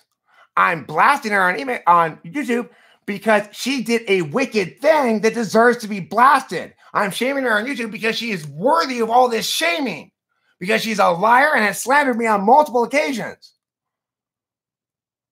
So no, Zaylen Black, no, absolutely not. There is zero legitimacy for what the fuck they're doing.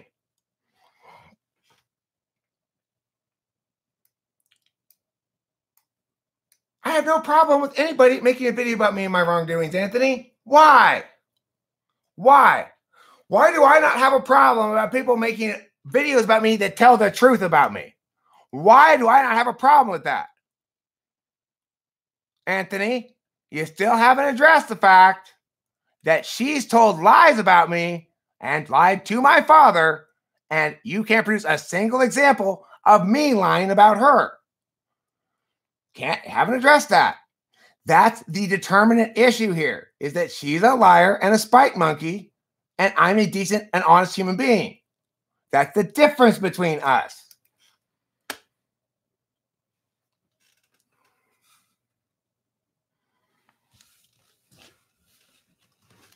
Yeah, all right. I just want to make sure that she gets what she chose to purchase, you know? That woman bought this when she sent that email to my dad. She bought it, she paid for it, she asked for it to be delivered to her house, and she opened it and she shoved it in her mouth.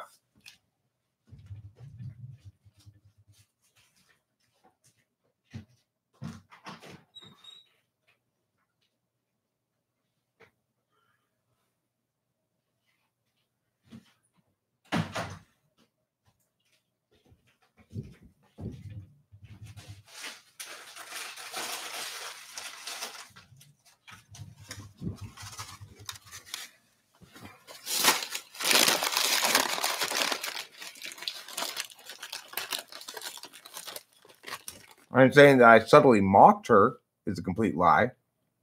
It's possible to have some frivolity about somebody with dementia without mocking them, Anthony. I love my mother very much and don't mock her.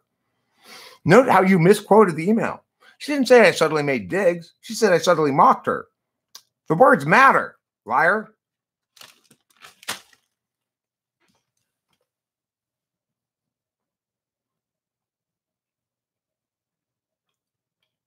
I mean, Susie, you didn't respond to my point about the legal claim.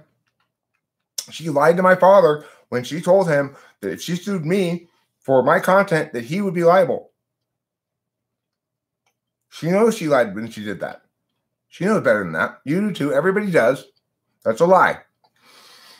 If anyone wants to say she's that dumb, go for it. You can make that claim. I don't buy it. Becky's too smart for that.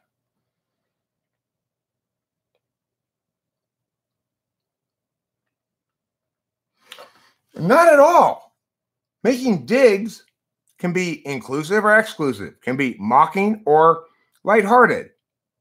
Mocking's a very different word, Anthony. Now you're really dissembling. How about a little honesty? How about a little honesty, Anthony?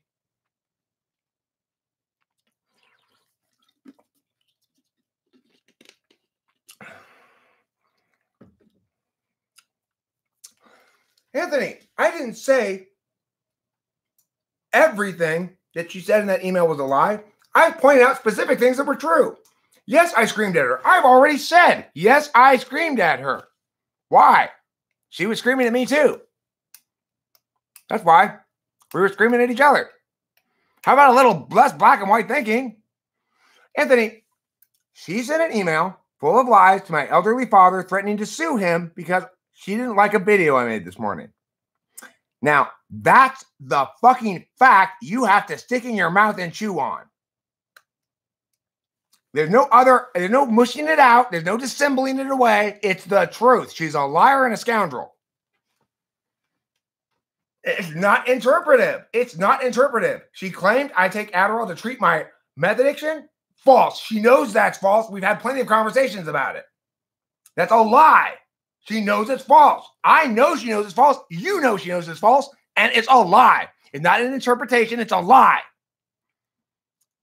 You are out of your league, Anthony, if you think you're going to win with this bullshit. You are dissembling and trying to mush out with this black and white. She is a liar, and I am not. She's accused me of slandering her, cannot produce a single example. You've supported that, have not produced a single example, and now you're lolling? Now you're lolling. Is that shame at your own weakness that you're lolling at?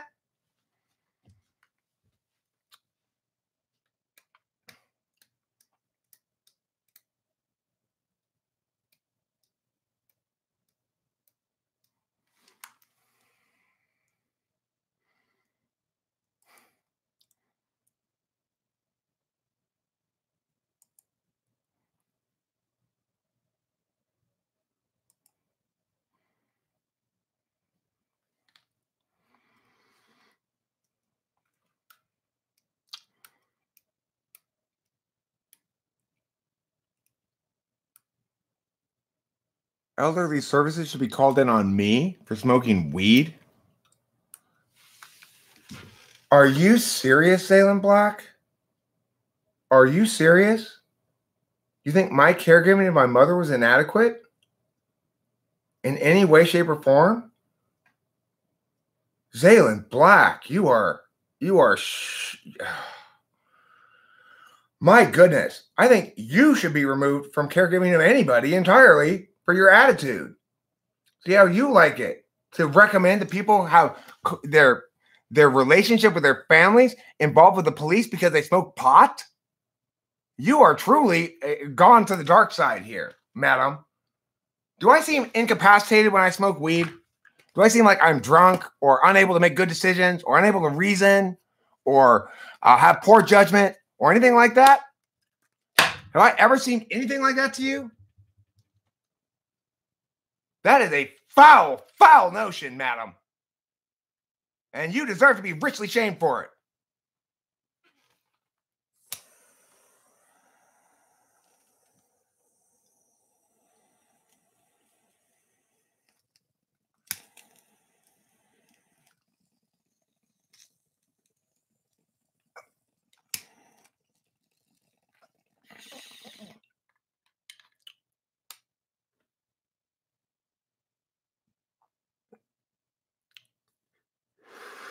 Force is a word with meaning, Anthony. It means coercion. I use none. Period. It's a lie. Don't try to interpret all words away from what they actually mean in order to justify your position, sir. Admit it. I admitted, right? Like I admitted that Delilah did buy those mushrooms for me. I admitted that part was true. I went through the email and talked about the parts that were true, Anthony. Now, why don't you acknowledge something?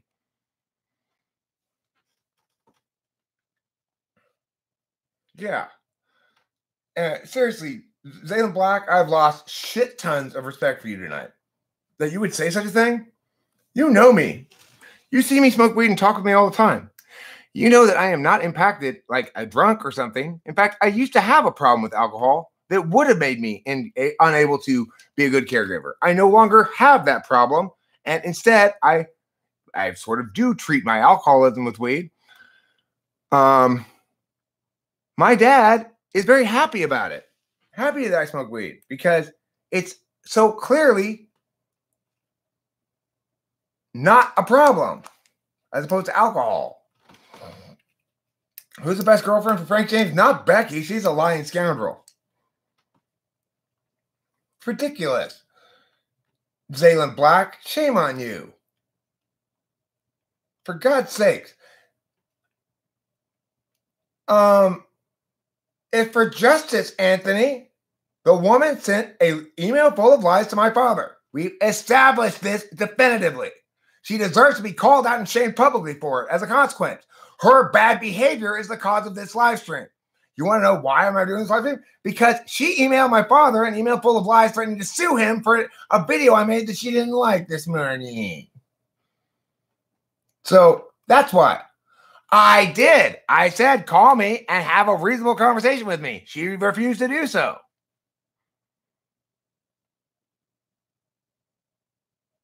No, I'm not. Anthony, justice. You're trying to save face. I have wiped the floor with you. You've yet to provide a single example, and you won't admit you're wrong. She did call me and yell at me. I said, you can't talk to me like this. And she kept yelling at me, and I hung up on her. And I texted her and said, if you want to have a reasonable conversation with me, call me and have a reasonable conversation. You're not going to talk to me like that. And what did she do? She texted me back. She didn't want to have a reasonable conversation. She never has. Am I saving face? No, I'm getting justice. I am exacting justice upon somebody who deserves to be publicly shamed for her bad behavior. That's what I'm doing, Anthony. I'm getting a good amount of justice on you, too. I hope when you go to bed tonight, you realize what a shame monkey you've been in this live stream. Not acknowledging anything. Trying to intimate that I've done something wrong or said something wrong without providing a single example. Shame on you.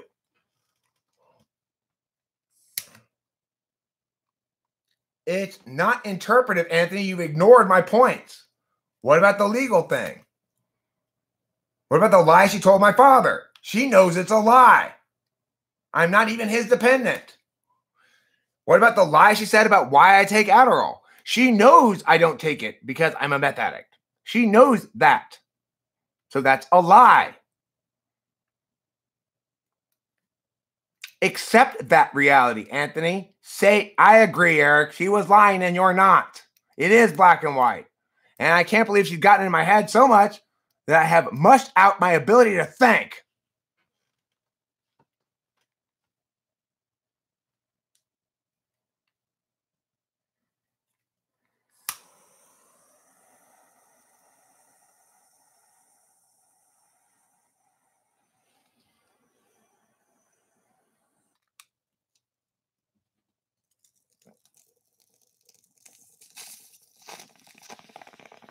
I'm both right.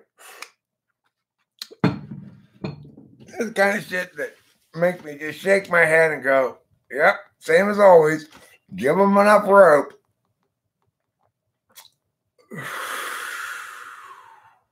Same as always.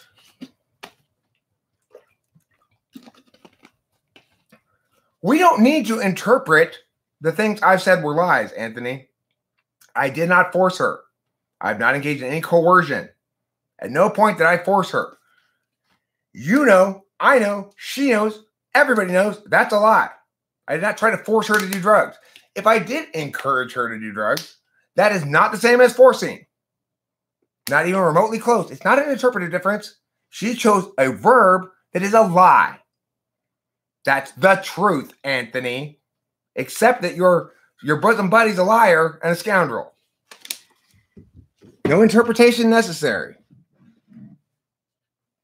What one-sided witch hunt? Bullshit. Bullshit, Susie. Bullshit. One-sided witch hunt. Bullshit. I never witch hunted her at all. If you interpret it as that, then you're just lying to yourself as well.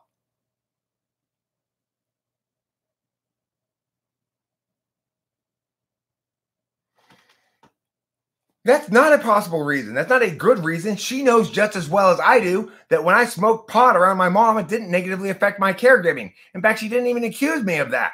You did.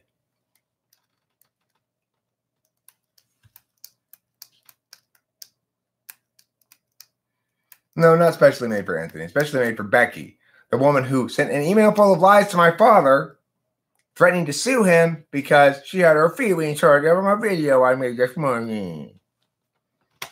That's what this video is about, Becky. Becky had her feelings hurt, and so she sent an email. The whole group knew about it. Everybody at the camp knew about it. It wasn't any secret. I mean, nobody at the camp could not know about it. She and Shane were fucking so loud, they shook the walls of the house. The rest of us were all standing there going, oh my God. As you hear the sound of spank, spank, spank, spank, spank, spank, spank, spank, spank. It's impossible not to know. She couldn't have been more public about it.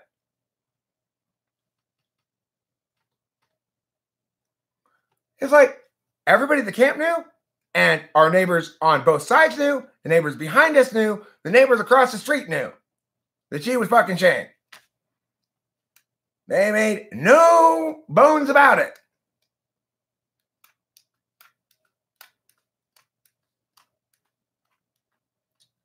I don't know. I just talked about her in the live stream this morning. I made one little snarky remark. One little remark. Yeah. Right. It's like, yeah. The live stream is the justice-wreaking live stream that gets out there very clearly to everybody who the scoundrel is and who the good guy is. In no uncertain terms. You might say, well, I'm controlling the frame. She's got her own YouTube channel. She can say whatever lies she wants, but the problem she has is she can't substantiate any of her claims. Yeah, I agree with you, Hambone. We don't need to be timing out people for speaking. I agree. Look, I mean, the thing is, I also agree that I don't really feel sorry for him because it's like I'm not in a particularly fair mood right now, you know?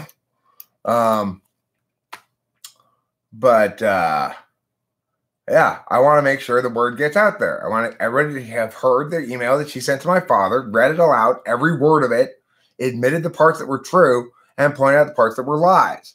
Now, somebody like Anthony comes in, ignores the fact that I admitted those parts were true, and tries to throw them in my face.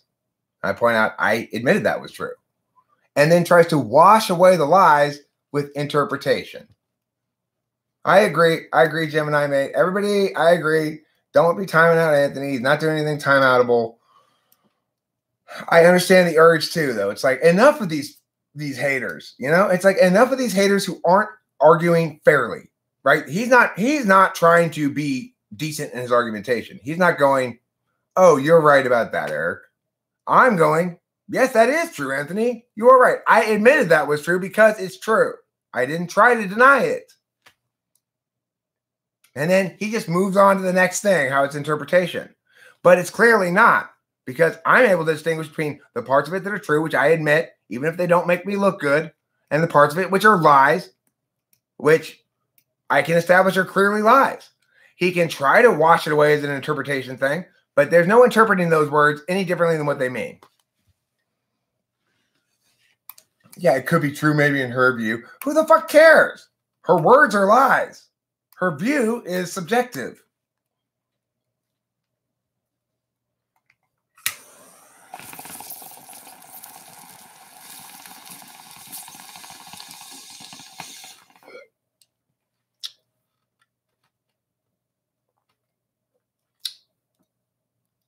No, it wasn't a 24-hour live stream. It was live streaming periodically, intermittently, whenever I felt like live streaming. I'm saying everybody at the camp heard it. You know, everybody who was there in person heard it. They weren't quiet about anything. So, it's not like, and they didn't swear us all to confidentiality or anything.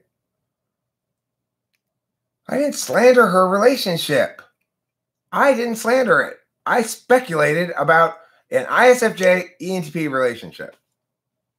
Okay, that is not slandering. Why do people use the word slander so loosely? Slander requires that I lie. Okay, Anthony, Here's the problem. There's only lies on one side.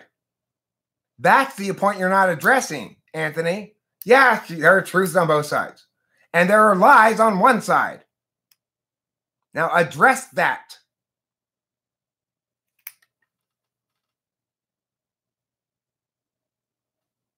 I mean, she's the one who's causing this to occur. Remember, she chose this when she sent that email full of lies to my elderly father and threatened to sue him for a video I made this morning that hurt her feelings. She purchased this. She ordered it. It got delivered to her house because she insisted it gets delivered as quickly as possible. And she has shoved it into her own mouth. That's why this is occurring. Do not put blame for this on anybody but Becky.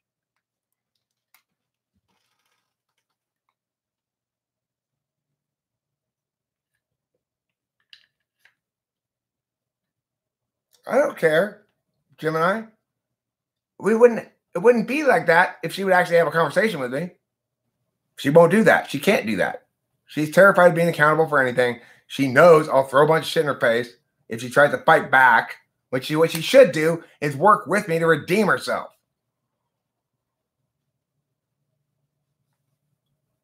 She also sent a message to Eric with links to personality disorder, passive-aggressive style. Yeah. It's not Eric versus Becky. It's Eric's mad because a scoundrel has sent an email full of lies to his elderly father, threatening to sue his elderly father for a video that Eric made this morning that hurt Becky's feelings. That's what's happening.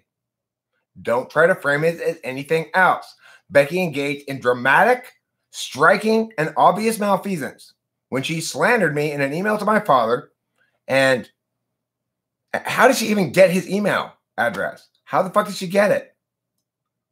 You know? Kimberly didn't have that email address. Oh, actually, no, she probably does. She probably does, actually, now that I think about it. I forgot that my dad and her were still communicating for a while afterwards. So it's possible. Okay, it's possible she got it from Kimberly. I'm going to give Kimberly the benefit of the doubt and assume that Kimberly didn't know what Becky was going to do with that email address. But I still am, if that isn't, I mean, look, I'm not even going to try to blame Kimberly for that because I don't know if that's true. Kimberly, I hope, wouldn't do that. I hope she wouldn't give Becky my dad's email address. You know, Kimberly understands, I think, ultimately that I didn't do anything wrong in that relationship. I did the best I could. It may not have worked out. It may not have been great. And that I've been totally fair in the aftermath of it. I've not been talking shit about her. I've been just, you know, talking to the realities of things. You know. Okay, fine. Winston's mom says it's super easy to find someone's email, then fine.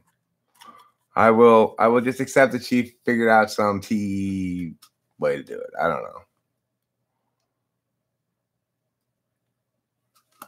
Right, I know. Those are the people who are really biased, are the people who aren't interested in making any kind of discursive progress. Like, okay, I concede this. Yeah, you're right. Yeah, I can't actually answer that. They just move on to another attack.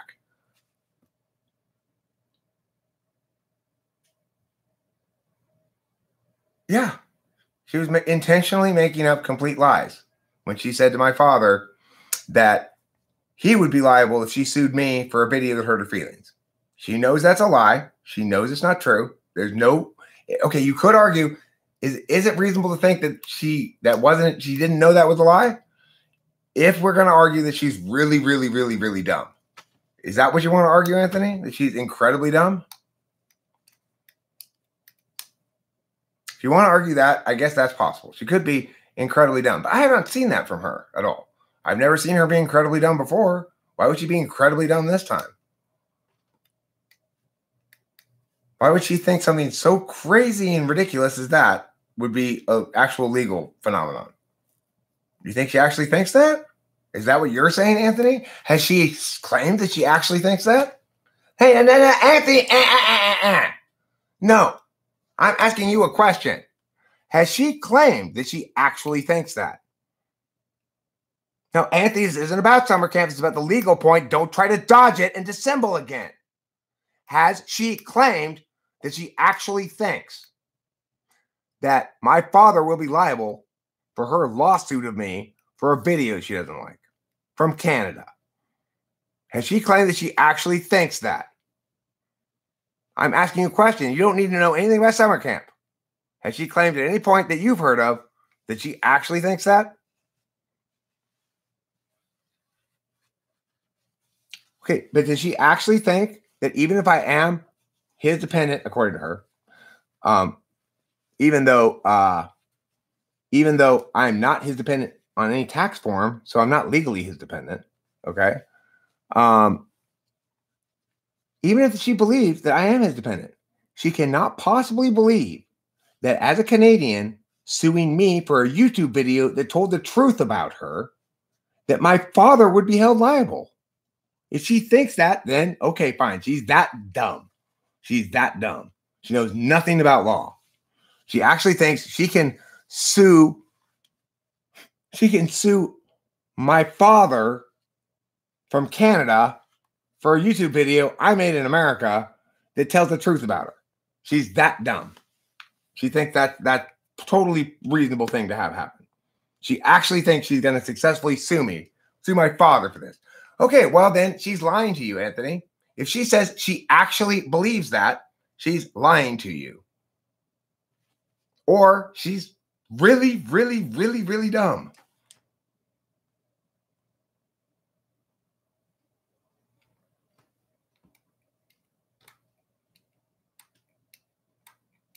I mean, and the thing is, it'll be a shocking change of nature for her because,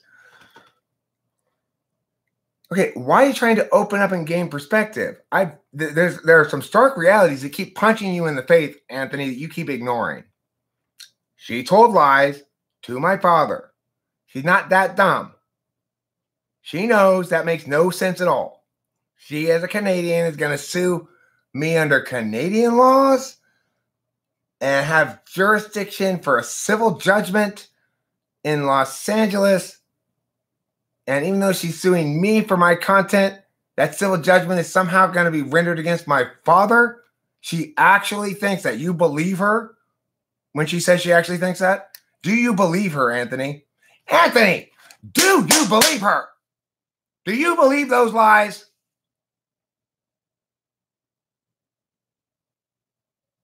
Nobody is dumb enough to believe that, including my father. Apparently, she thought he might be because he's elderly. She's a scoundrel. Anthony, do you believe her that she thinks that nonsense? Do you believe her? I didn't ask you if you know. I asked you if you actually believe her. I know, you are really fucking grasping, Anthony.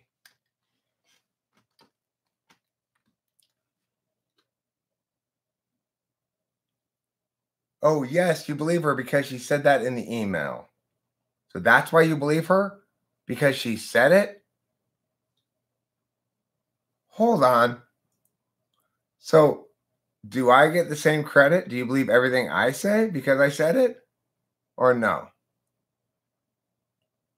Anthony? You believe everything I say because I said it? Do you believe everything everybody says because they said it?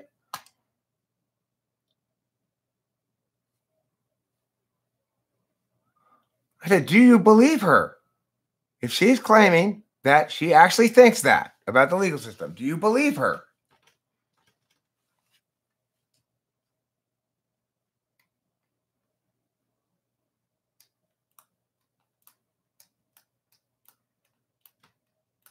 Well, Anthony, do you believe her? Yes or no?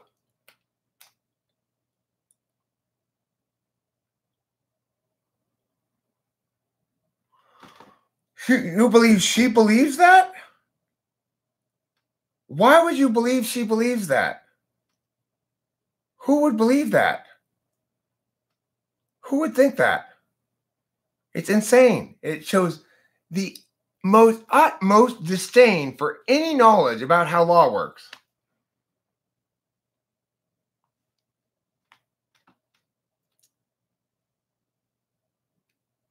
Right. Is nobody capable of willfully lying, Anthony? Nobody? Or just not Becky? That's an excellent point, Hambone. Thank you for that. Excellent, excellent point. I wouldn't have come up with it myself, I don't think, either. Excellent. Is that your view, that nobody is capable of willfully lying?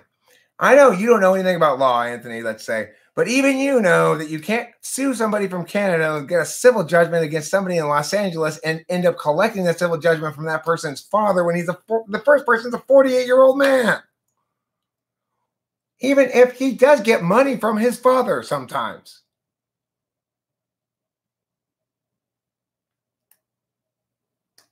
No, it's not what it comes down to, Gemini mate.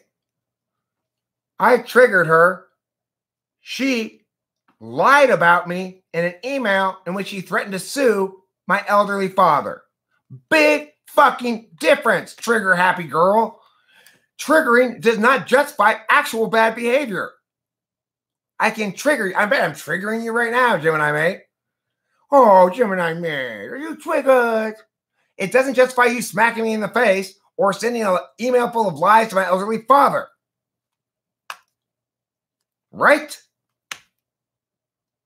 Or does twiggling justify anything? Well, I'm sorry we nuked you, but you triggered us. You hurt our feelings. Do you see what I'm saying, Gemini mate? Triggering doesn't justify malfeasance. I know she's not. She knows she's not too. That's what makes it a lie. Get it?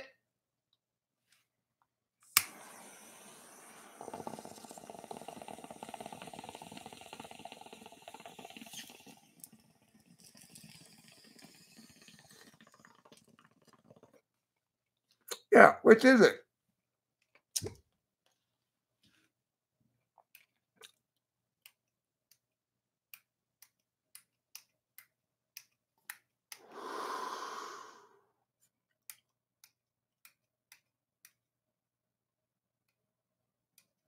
Okay, Anthony, don't pretend you're asking questions that are obviously leading to certain specific arguments is just this sort of aimless searching around for answers.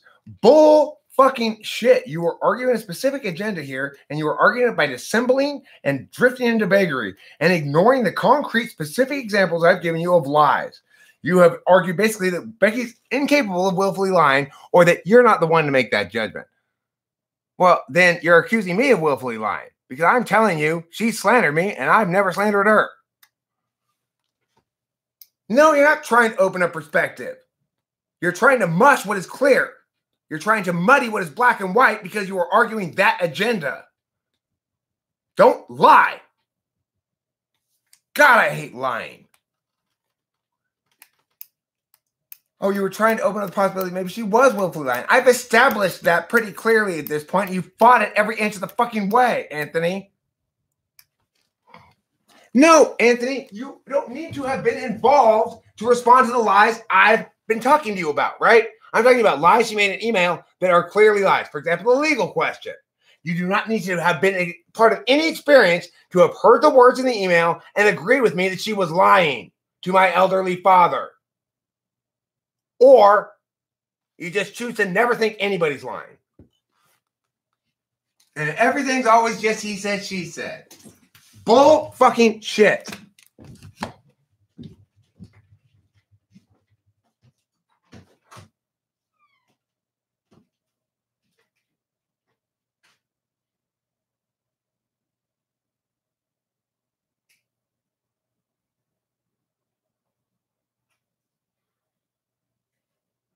You happy, Becky? Is this what you wanted? Is this what you get?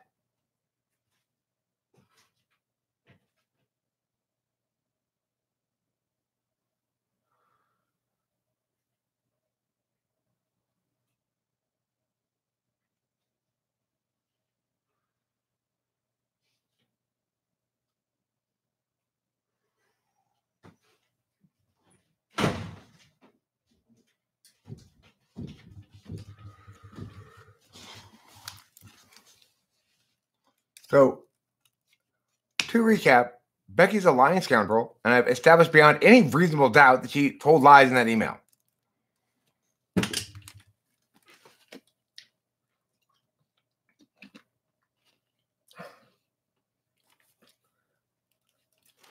Okay, the Adderall is a good example. Eric offered her some. She felt pressured. That was a misunderstanding. She used the word forced. I tried to force her. It's a lie.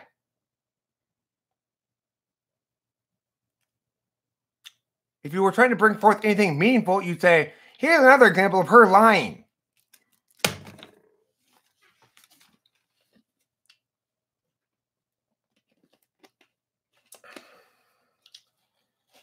Susie has the right to correct my behavior or speech or whatever.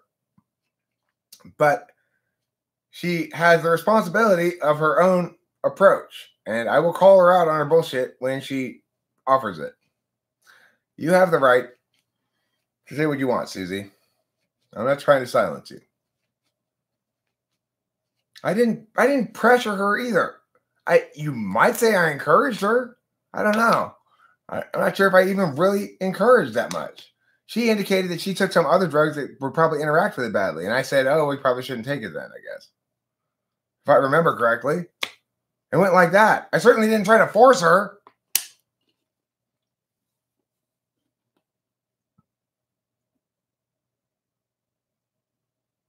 There's not any obvious misunderstanding here, Susie, though, is there? There's her abject lies, and there's my truth. They're very clear-cut difference. Very clear-cut.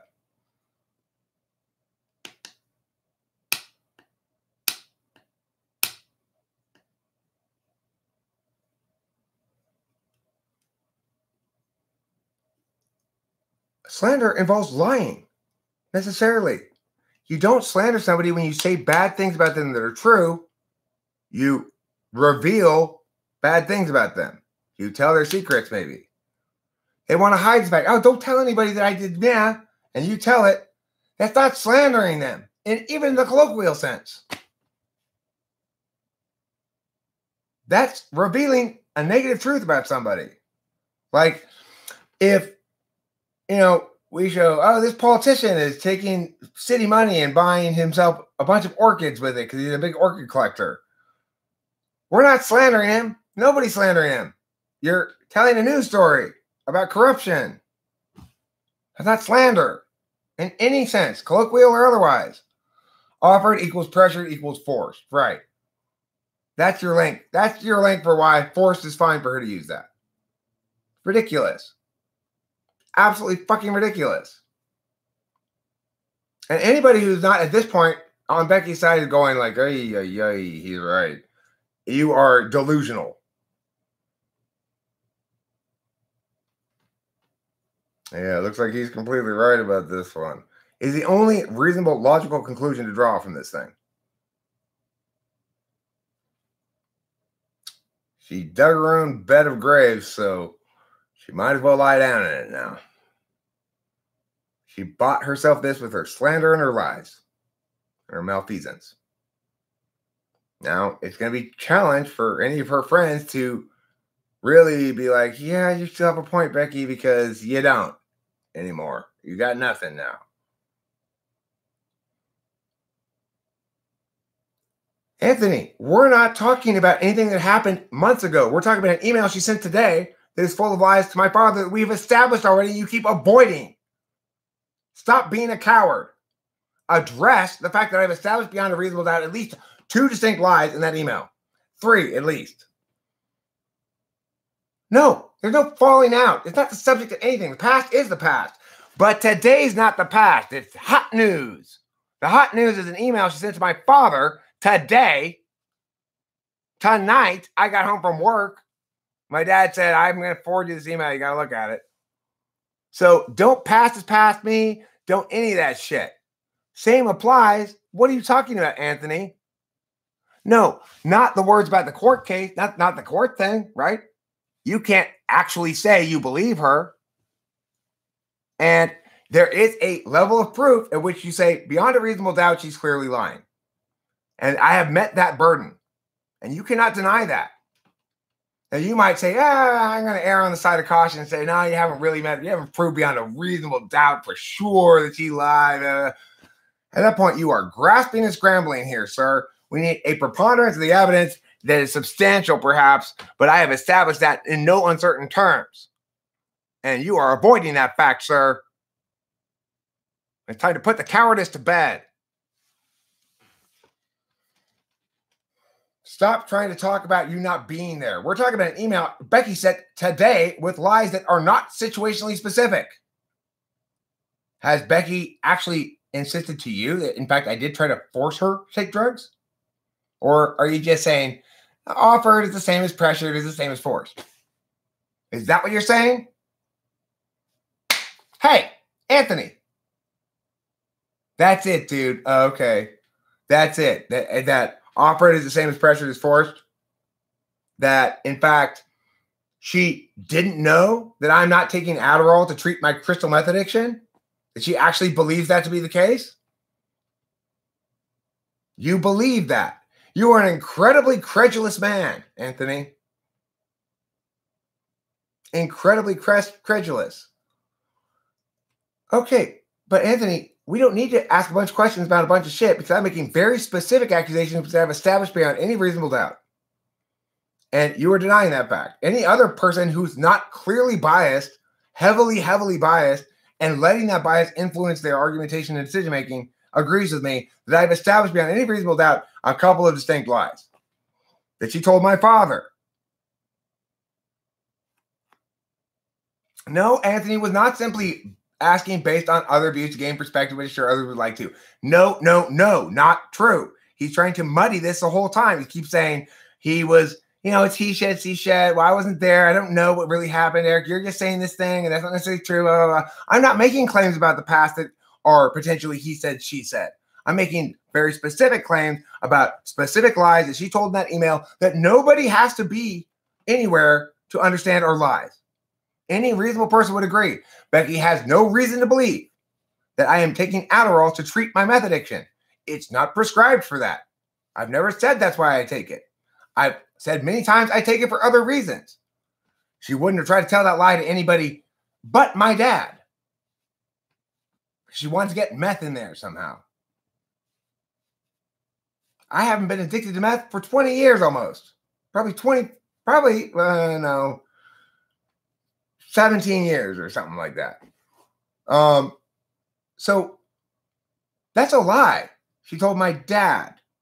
It's not a lie anybody else would believe, maybe, but she, I guess, thought my dad would believe it. And you think she believes it. Anthony, you're not acknowledging anything. You're not accepting reality here. That's a lie.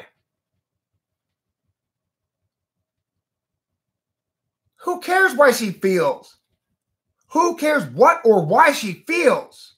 She has done a specific bad act that she deserves to be publicly shamed for and be held to account for.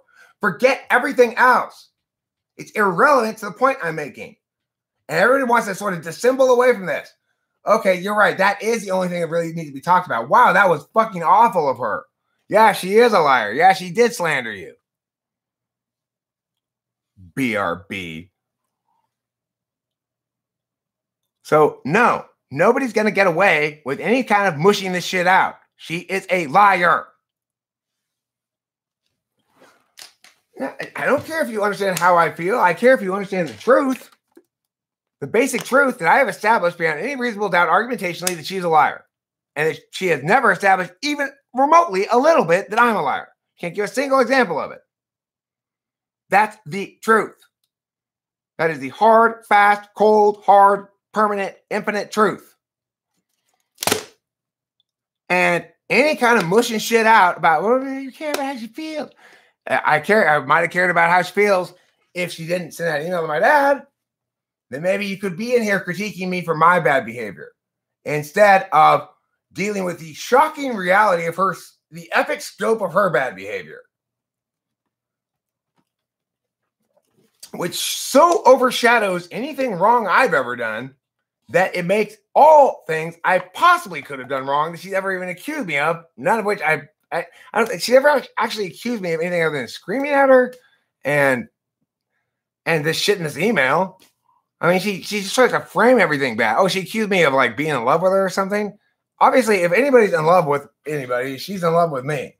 Otherwise, she wouldn't be all around my community all the time talking shit about me all the time.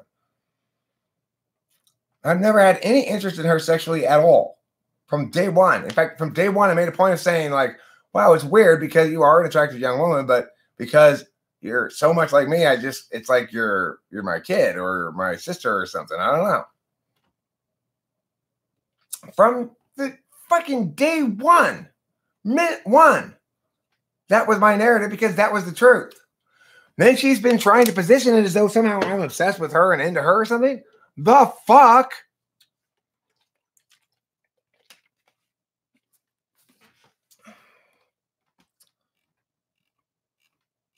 So, you know, that's how this is playing out, everybody. That's how this is playing out.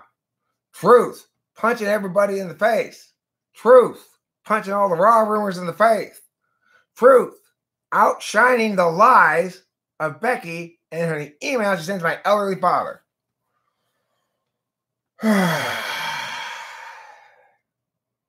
So, okay, I'm done with this topic now. I'm bored with it. Becky, you bored me. Almost as bad as sending that email to my dad. Your agents of disinformation have bored me. Becky's Agents of Disinformation is a good name for a band. Yeah, he's sleeping soundly unbothered. He's deaf. He's also way over there in the house. And no, there's no old shit here today. We're not talking about any old shit. Becky sent an email to my father tonight, in fact, not even this afternoon, tonight, which she slandered me and threatened to sue him via me in a completely cockamamie, wackadoodle nonsense. Yeah, well, that's the same thing as threatening to sue him. I'm going to sue your son, but you're going to have to pay all the damages of the civil lawsuit. It's the same thing as saying I'm suing your father. Well, who else is getting sued? I'm not getting sued if he's the one who's paying all the money. He's getting sued. Think. Use your brain. It works sometimes.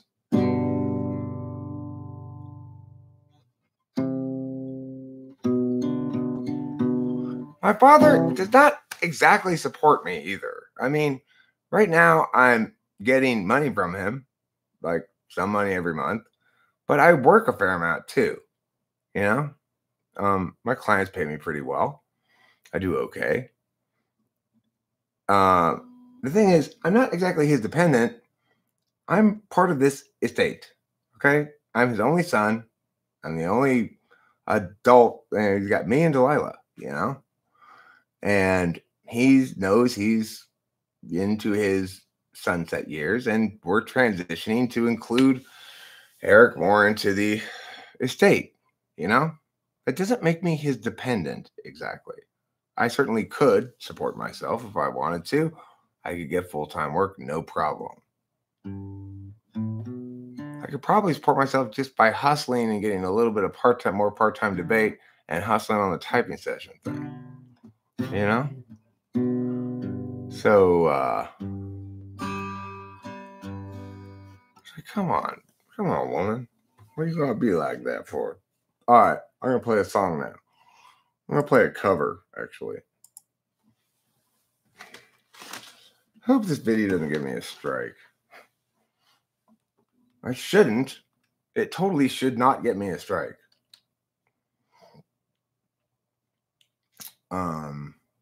I know what I'm playing. Meow, meow, meow, meow, right there. That's what I'm talking about.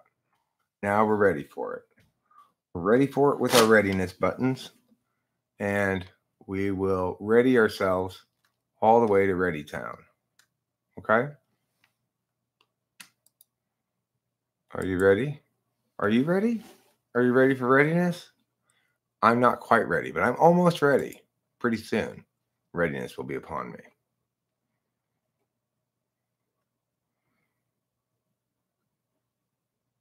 Pretty soon it will, but not instantly, but pretty soon. Very soon, even. Very, very soon.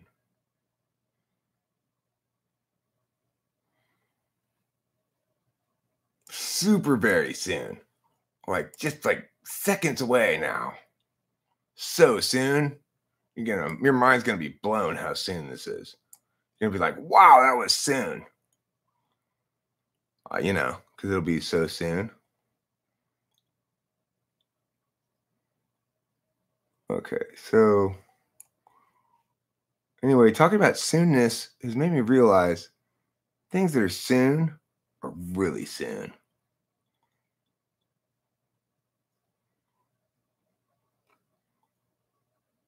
You know what I'm saying? They totally are. Here we go. Soon is over.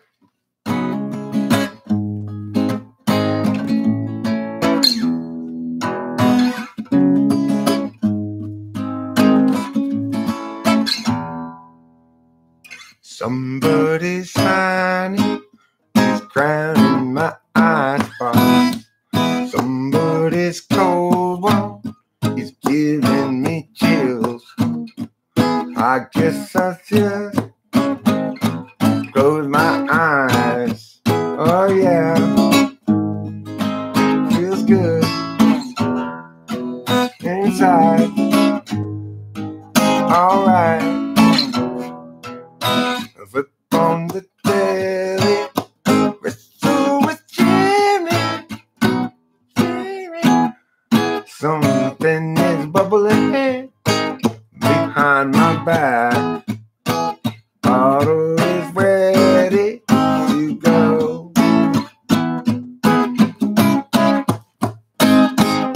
Say it ain't so. Your drug is a heartbreaker. Say it ain't so. My love is a life taker. I can't confront you, I never could do. That look might hurt you, so try to be cool. When I say, take the water slide away from me and chase you for the every day. So be cool.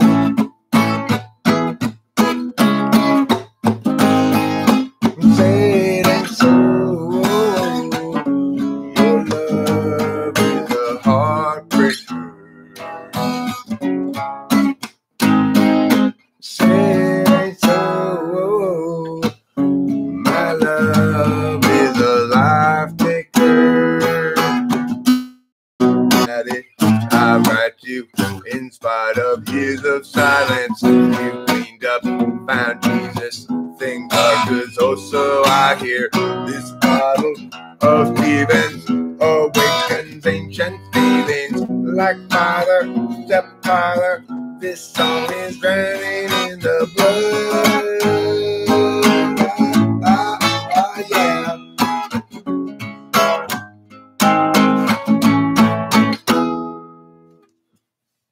A little sloppy. Takes a little bit. It's a little bit of a challenging song kind of to play. Actually, it's because the offbeat part of the chords, it's hard to get the lyrics to go over it right. It's a bit of a challenge. Okay, let's play another song now. I'm gonna play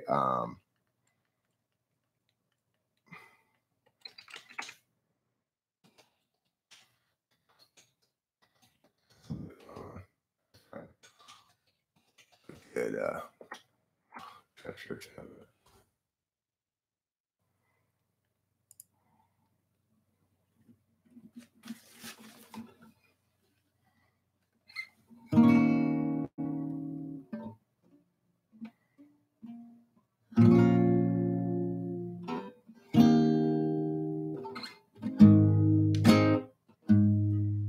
Okay.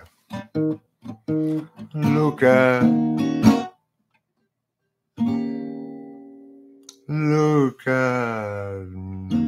oh, I see.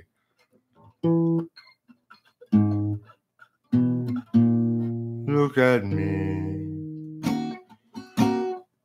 I'm as if I get the tune right.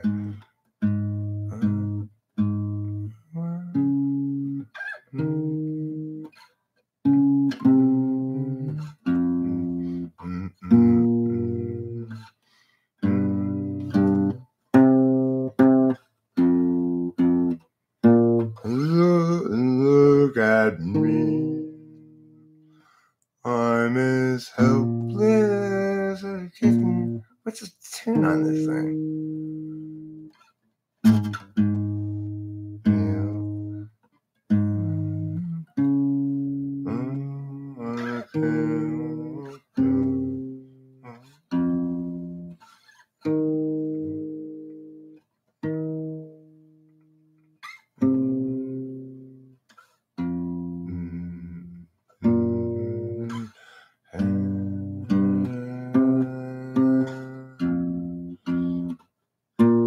Walk my way, and 1,000 violins begin to play. All right, there we go.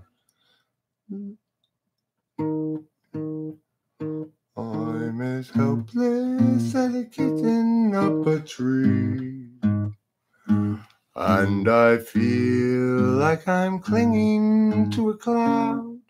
I can't understand. I get misty just holding your hand.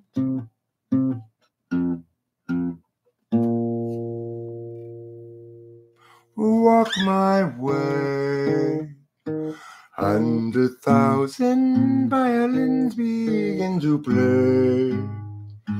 Or it might be the sound of your hello, the music I hear. I get misty the moment you're near. Can't you see that you're leading me on? And it's just what I want you to do. Don't you notice how hopelessly I'm lost?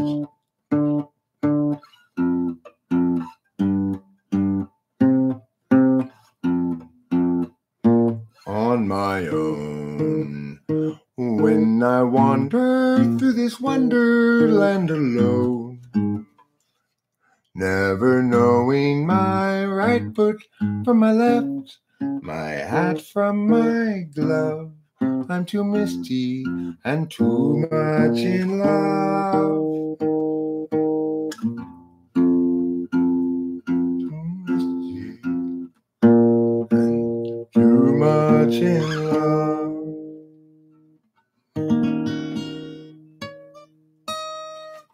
Something like that.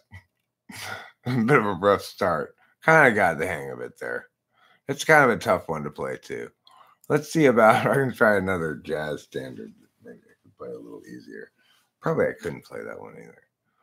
I think another cover to play.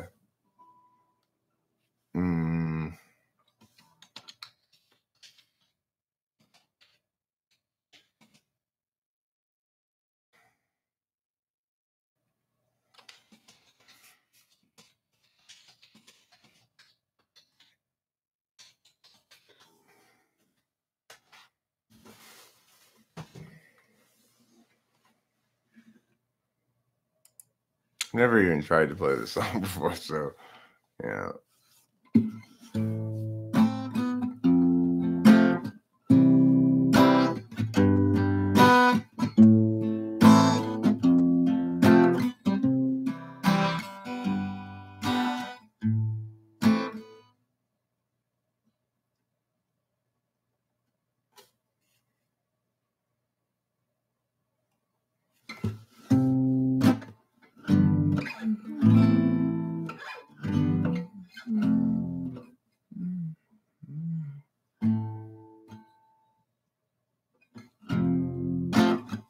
All right, here we go. Do you know what's worth fighting for when it's not worth dying for? Does it take your breath away and you feel yourself suffocating?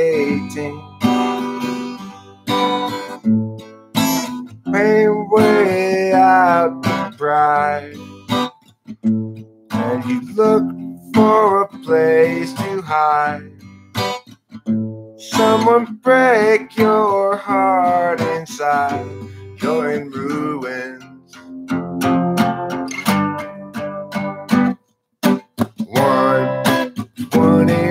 guns, lay down your arms, give up the fight. 21 guns, throw down your arms into the sky. You and I. When you're at the end of the road and you've lost all sense of control, and your thoughts have taken their toll, when your mind breaks the spirit of your soul, when your faith walks on broken glass, and the hangover doesn't pass, nothing's ever built to last, you're in ruins.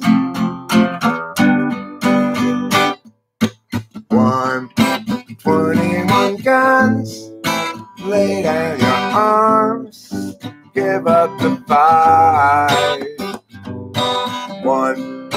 21 guns, throw down your arms into the sky. You and I.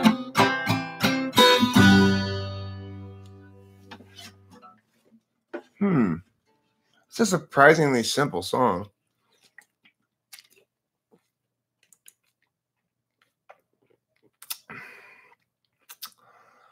Where am I?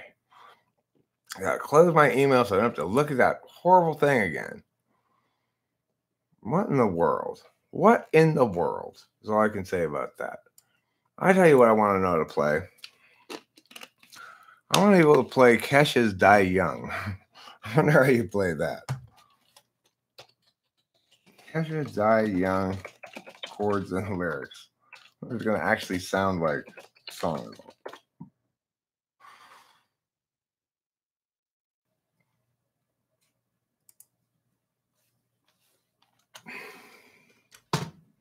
Let's see. I bet like all the people who were here have left. Oh, it's boring. He's not ranting anymore.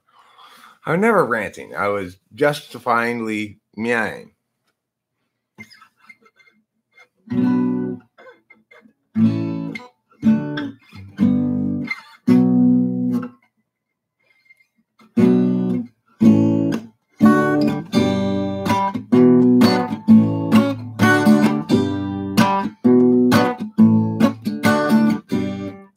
I hear your heart beat to the beat of the drums. Oh, what a shame that you came here with someone. While you're here in my arms, let's make the most of the night like we're gonna die young. Young hearts out of mind, running till we're out of time. Wild child looking good. Hold on, let me scroll down. This is fun. This is a fun one. Young hearts out of mind, running till we're out of time. Wild child looking good, living large just like we should. Don't care who's watching, cause we're tearing it up. You know, that magic in your pants is nothing to touch. No.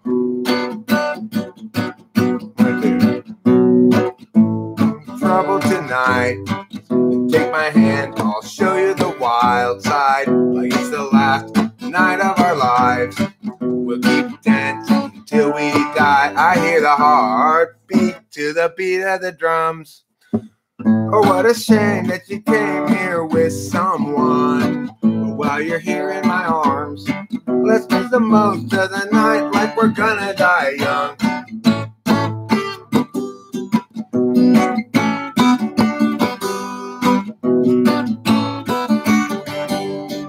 Let's make the most of the night like we're gonna die young. Young hunks taking shots, stripping down to dirty shocks. Bullied up, getting hot, kiss me, give me all you got. It's pretty obvious that you got a crush. That magic in your pants is making me blush. Looking for some trouble tonight. Take my hand, I'll show you the wild side. Like it's the last night of our lives. We'll keep on dancing till we die. I hear your heart beat to the beat of the drums. Oh, what a shame that you came here with someone, but while you're here in my arms, roll down again. Let's make the most of the night like we're gonna die young.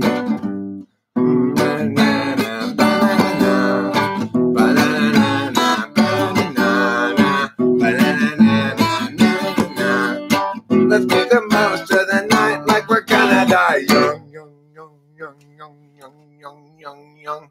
It's like 12 people left. 26, yeah. Well, you know, folks, I don't always yell at Becky. I do other things sometimes. I'm sorry. I can't spend all my time yelling at Becky, you know. The 28 of you still here, thank you for being here. I greatly appreciate your listening to my play the guitar. It's very much appreciated, and I understand that, you know, it's a lot of people don't necessarily want that to be in the live stream, so I appreciate those of you who are indulging me, thusly, and I'm going to play Throwing Shade.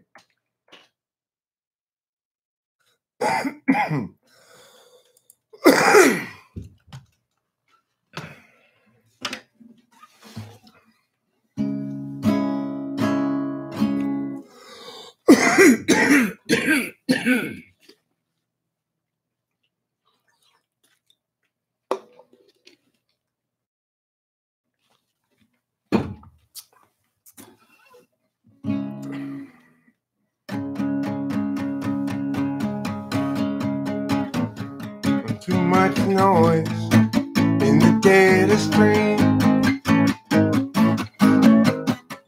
loud enough to disrupt everybody's dreams. Frustration's me. I don't remember the chords. Frustration's me. Mistakes are made.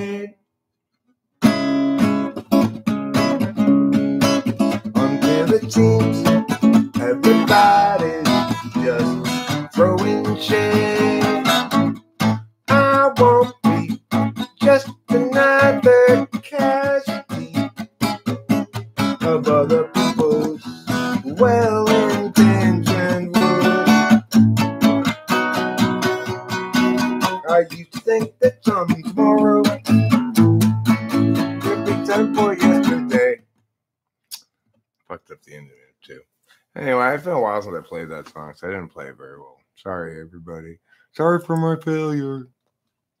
Everybody, I just want to apologize in advance for the failure that's about to be dumped on you. Not really. I'll try to do better instead. Just warning you in advance of failure. I'll just try not to fail as much instead. All right, let me try this bad boy here. It seems to go over pretty well usually.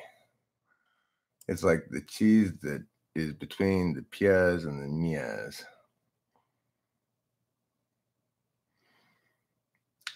It's like, oh no, you know, like that kind of, except in the way that you can understand.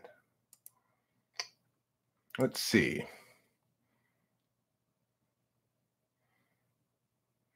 Oh, it does fit. 50%, it just fits. Okay. Here we go. I'm gonna play this one kind of slow because I just want to kind of just groove it out, bro. Just groove it out, okay? You're living on a time frame that I will never know. Alienation into humanity's soul. Imagine you a future after the collapse, returning to the urgency of isolated past.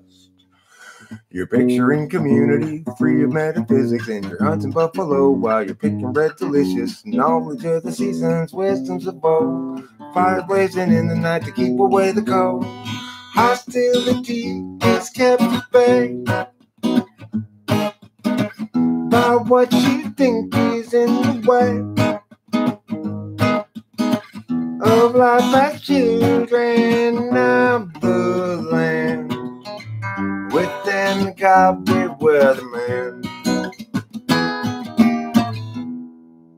Imagining a history that never could have been. You lecture at the college, advancement is a sin. Lamenting disconnection and every corporate act, and deserting all your feelings, ignoring all the facts.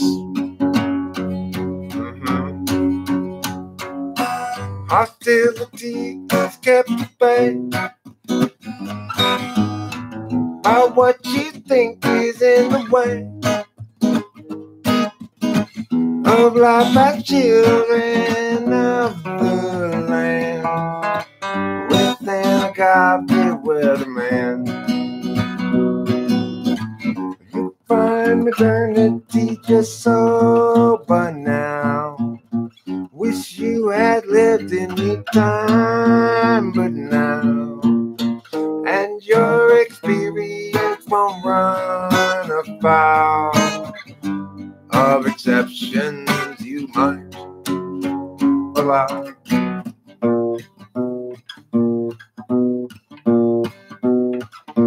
You visualize nobility sipping on some port, your tribes of peaceful savages in beautiful comport. But few of history's people ever thusly did cavort, 'cause life was nasty, solitary, brutish, poor, and short. Hostility is kept at bay. Hostility is kept at bay. That's what you think is in the way. But what you think is in the way of life as children of the land. Within a godly weatherman. Then the godly weatherman. Ha cha cha cha cha. You gotta put the hot cha cha cha cha at the end, or else it doesn't count. It's just a fake song if you don't put the hot cha cha cha at the end. It's not the real version. The real version has hot cha cha cha at the end. Everybody knows that. All right, let's try another song. Let's try that Sammy song thing. Okay, Sammy song.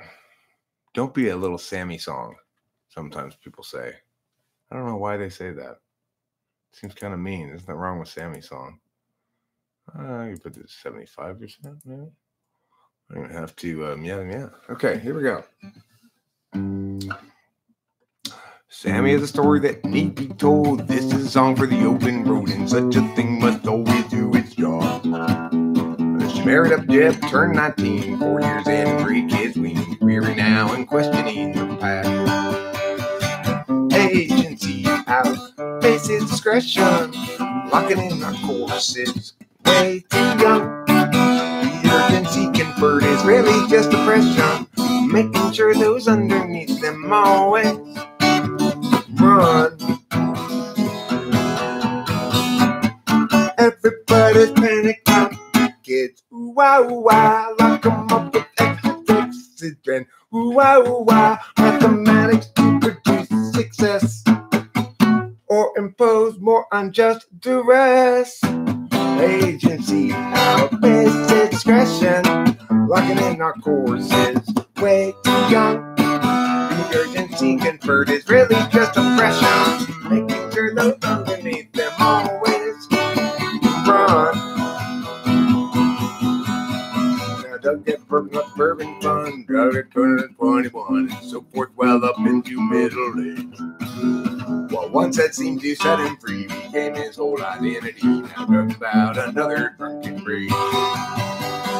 Agency out, faces discretion, locking in our courses, way too young.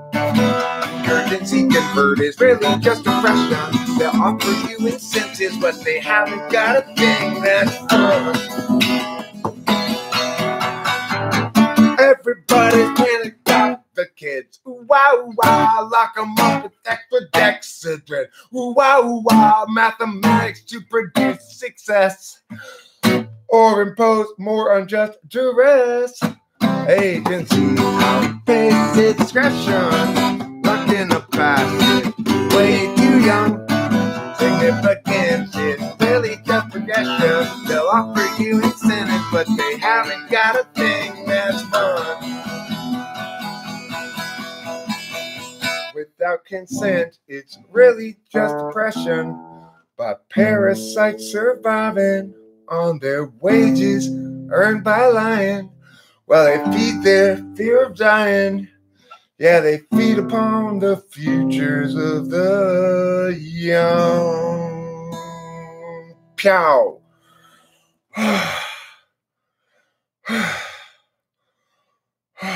It's tiring. Whew. That's an exhaustion time.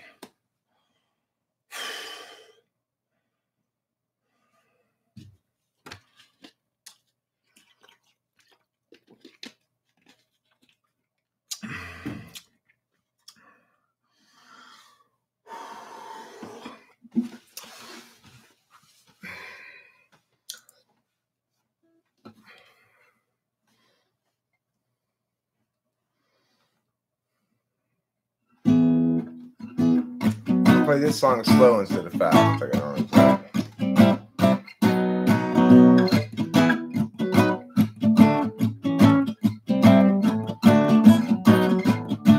We need to see.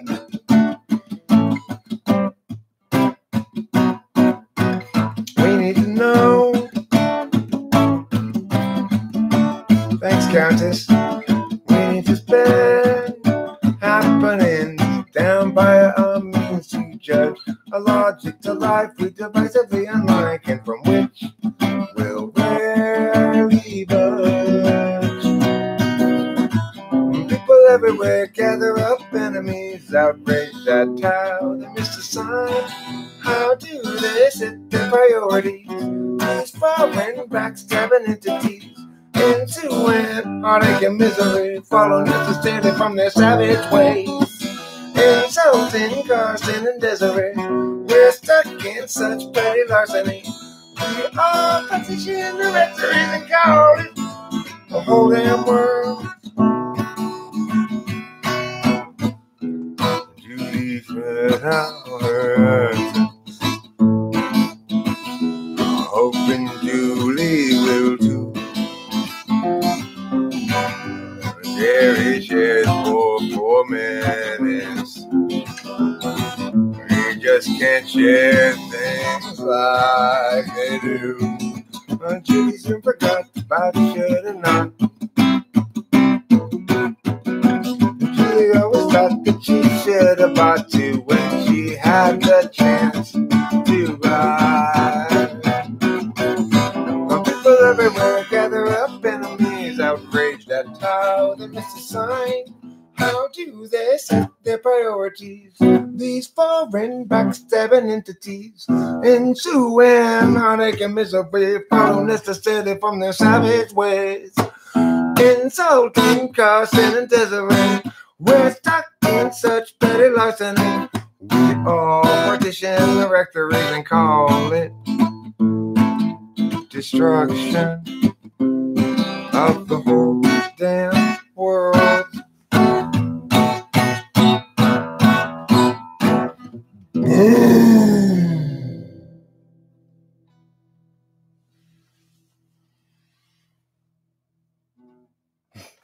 Play some Gigi Allen. You know, I don't know any Gigi Allen. I'm sorry to say, I just don't know any Gigi Allen right now. It's a clear hole in my repertoire. You know. Let's see.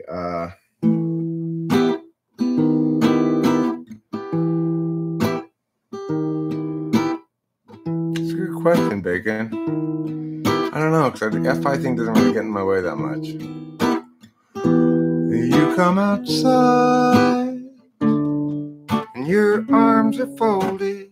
I'm getting scolded for playing again. I wanna be as much as I can in terms of the man you want me to be. I gotta do what I got to do. I'll include you in everything that I can. I'm your man and you're my girl. I mean my woman in the world. one I will be with till my dying day. You want my belief,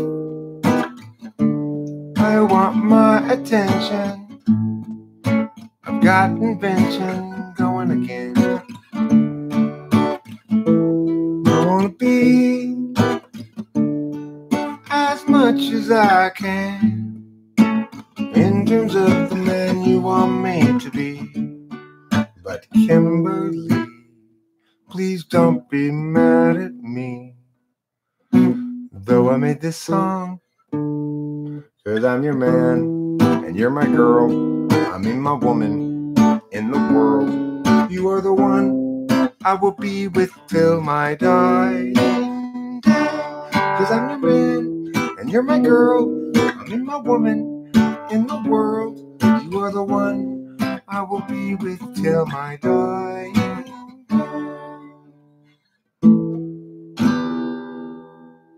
How did that work out for you, Eric? Okay. That song was a bit of an optimistic prediction. Wasn't with her till my dying day. It's a little bit of an older song. Yeah, not really. But it's one of the prettier songs I think I've written. I like it a lot, makes me feel like a moisture that turned into a dampness that's dried back into a moisture. Let me see if I can pull up a meow here. How many meows does it take to make a pia? How many pias does it take to make a meow? These are questions we all ask all the time forever. Why? Because they're important questions. That's why.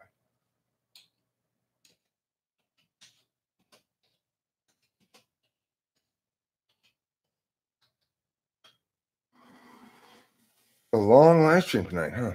It's as long as 1,000,000 years. That's how long it is.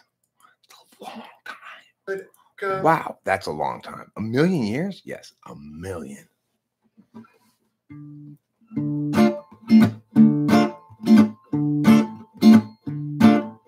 No good come from skating on with them whom you can take to be the one.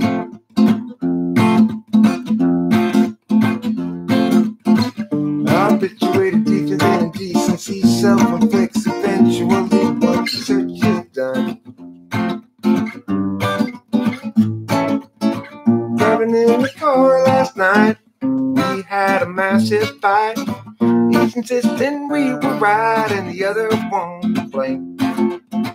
So when you both that's done, I scream something awfully blunt. My word is wrong as they were dumb. I've earned my share of shame. It's each of our own feelings, not us doing the nailing to the wall. Be fair, so the other sailing off to reset their life and all. You can trust me, I can trust you, though neither trust yourself much true. Love lays between you and me, at least about that we can both agree. Driving in the car last night, we had a massive fight. Each insisting we were right and the other one to blame. So when you both that's done, I scream something awfully blunt. My words is wrong as they were dumb. I've earned my share of shame. My share of shame.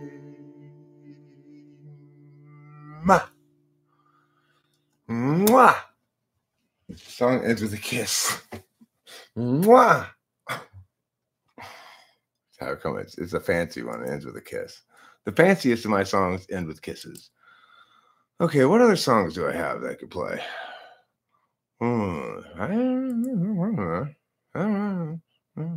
Impossible. Let me see if I can find that one.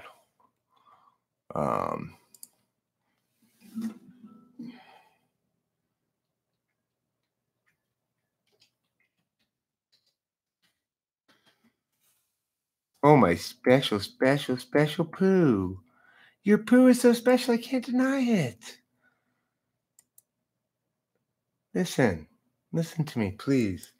Kitty, you have the very specialist poo. There's just no denying it.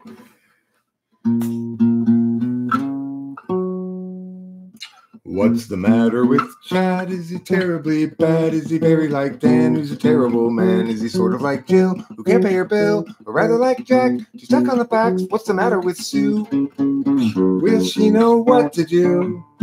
They bring attitude. I played it in the wrong. That's part of turning in the wrong spot. Sorry, I was playing it a bit too high there.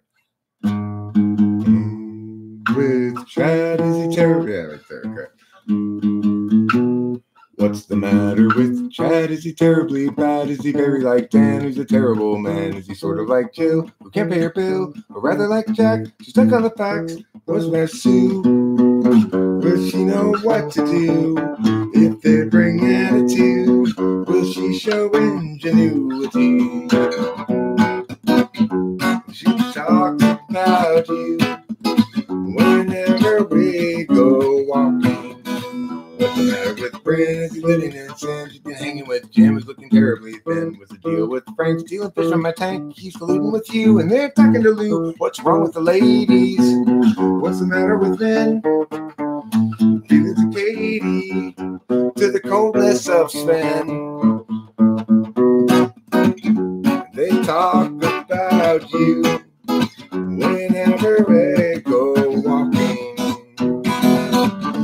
Paths that lead to lesser days, paths that lead to lesser days. They'll spill out the overwatered past, and whoever's left, that's still okay. Just tie the sails to the mast. Are you angry at Ken or at Neville again? Don't bother with Kev, he's practically dead. Just focus on Bert, he's medium hurt. What's the quandary for Liz? Did she fail the quiz? What is Drew? Will she know what to do if they bring attitude? Will she show ingenuity? She talks about you whenever we go walking. Paths that lead to lesser days. What happened? Paths that lead to lesser days. Paths that lead to lesser days. They'll spill out the overwatered past, and whoever's left, it's still okay. Just tie the sails to the mast. 'Cause each of us have much and bravely sinned. Throw up the hands, stiffen the chin. Catastrophe looms heavy overhead again. Time's gone will never be again.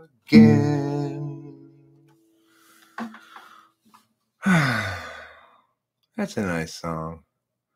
I like it. Reminds me of Sunshine or something.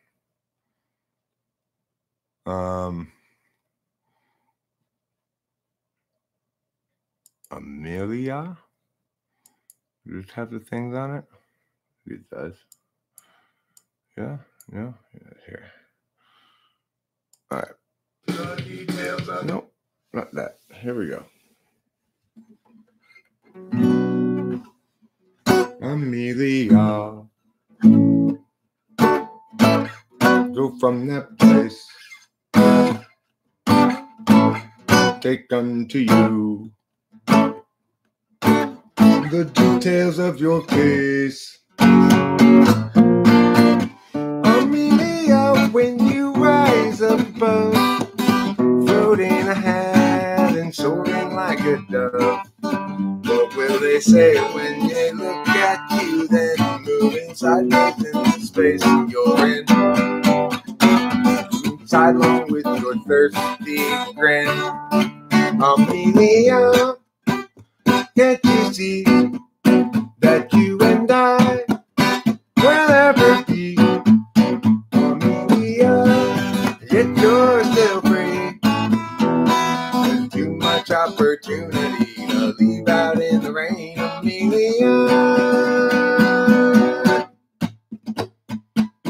Amelia, we're watching you fail for sure. Damn it.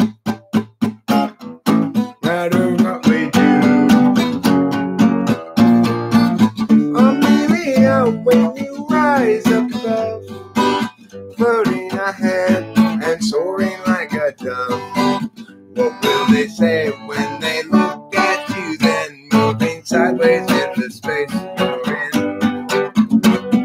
Side home with your thirsty grin. Amelia, can't you see that you and I will never be? Amelia, yet you're still free. With too much opportunity to leave out in the too much opportunity to leave out in the too much opportunity to leave out in the rain. Amelia.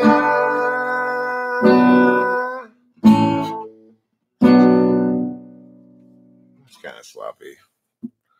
Kind of sloppy, kind of shitty, but not terrible all told. I'm done playing the guitar now. It was fun, but kind of tiring. It's like kind of a workout, you know.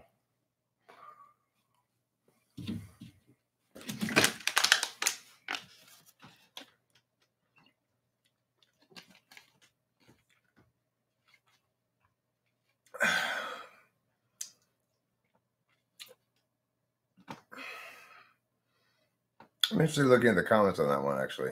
Like, it's kind of an embarrassing typing for me because I was all sure it's like the first 30 minutes that she's one thing, and then I'm like, you know what? Maybe I'm wrong about this, but so those ones always kind of. Well, you sounded so sure at the beginning, Eric. So, you know. Thank you, Horse Mumbler. I appreciate it. Thank you. This is a long live stream, 332. I think I'm going to wrap it up. I'm not quite sure what I'm going to do right now. I might end up coming back and live streaming again later for all I know.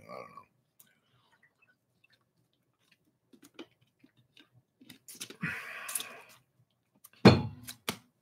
Anyway, thanks for everybody being here. I'm going to call it a live stream right now. I'm not super tired or anything. Hi, Empty Neck. You're here too late. I'm ending the stream now. So thanks for being here. Bye.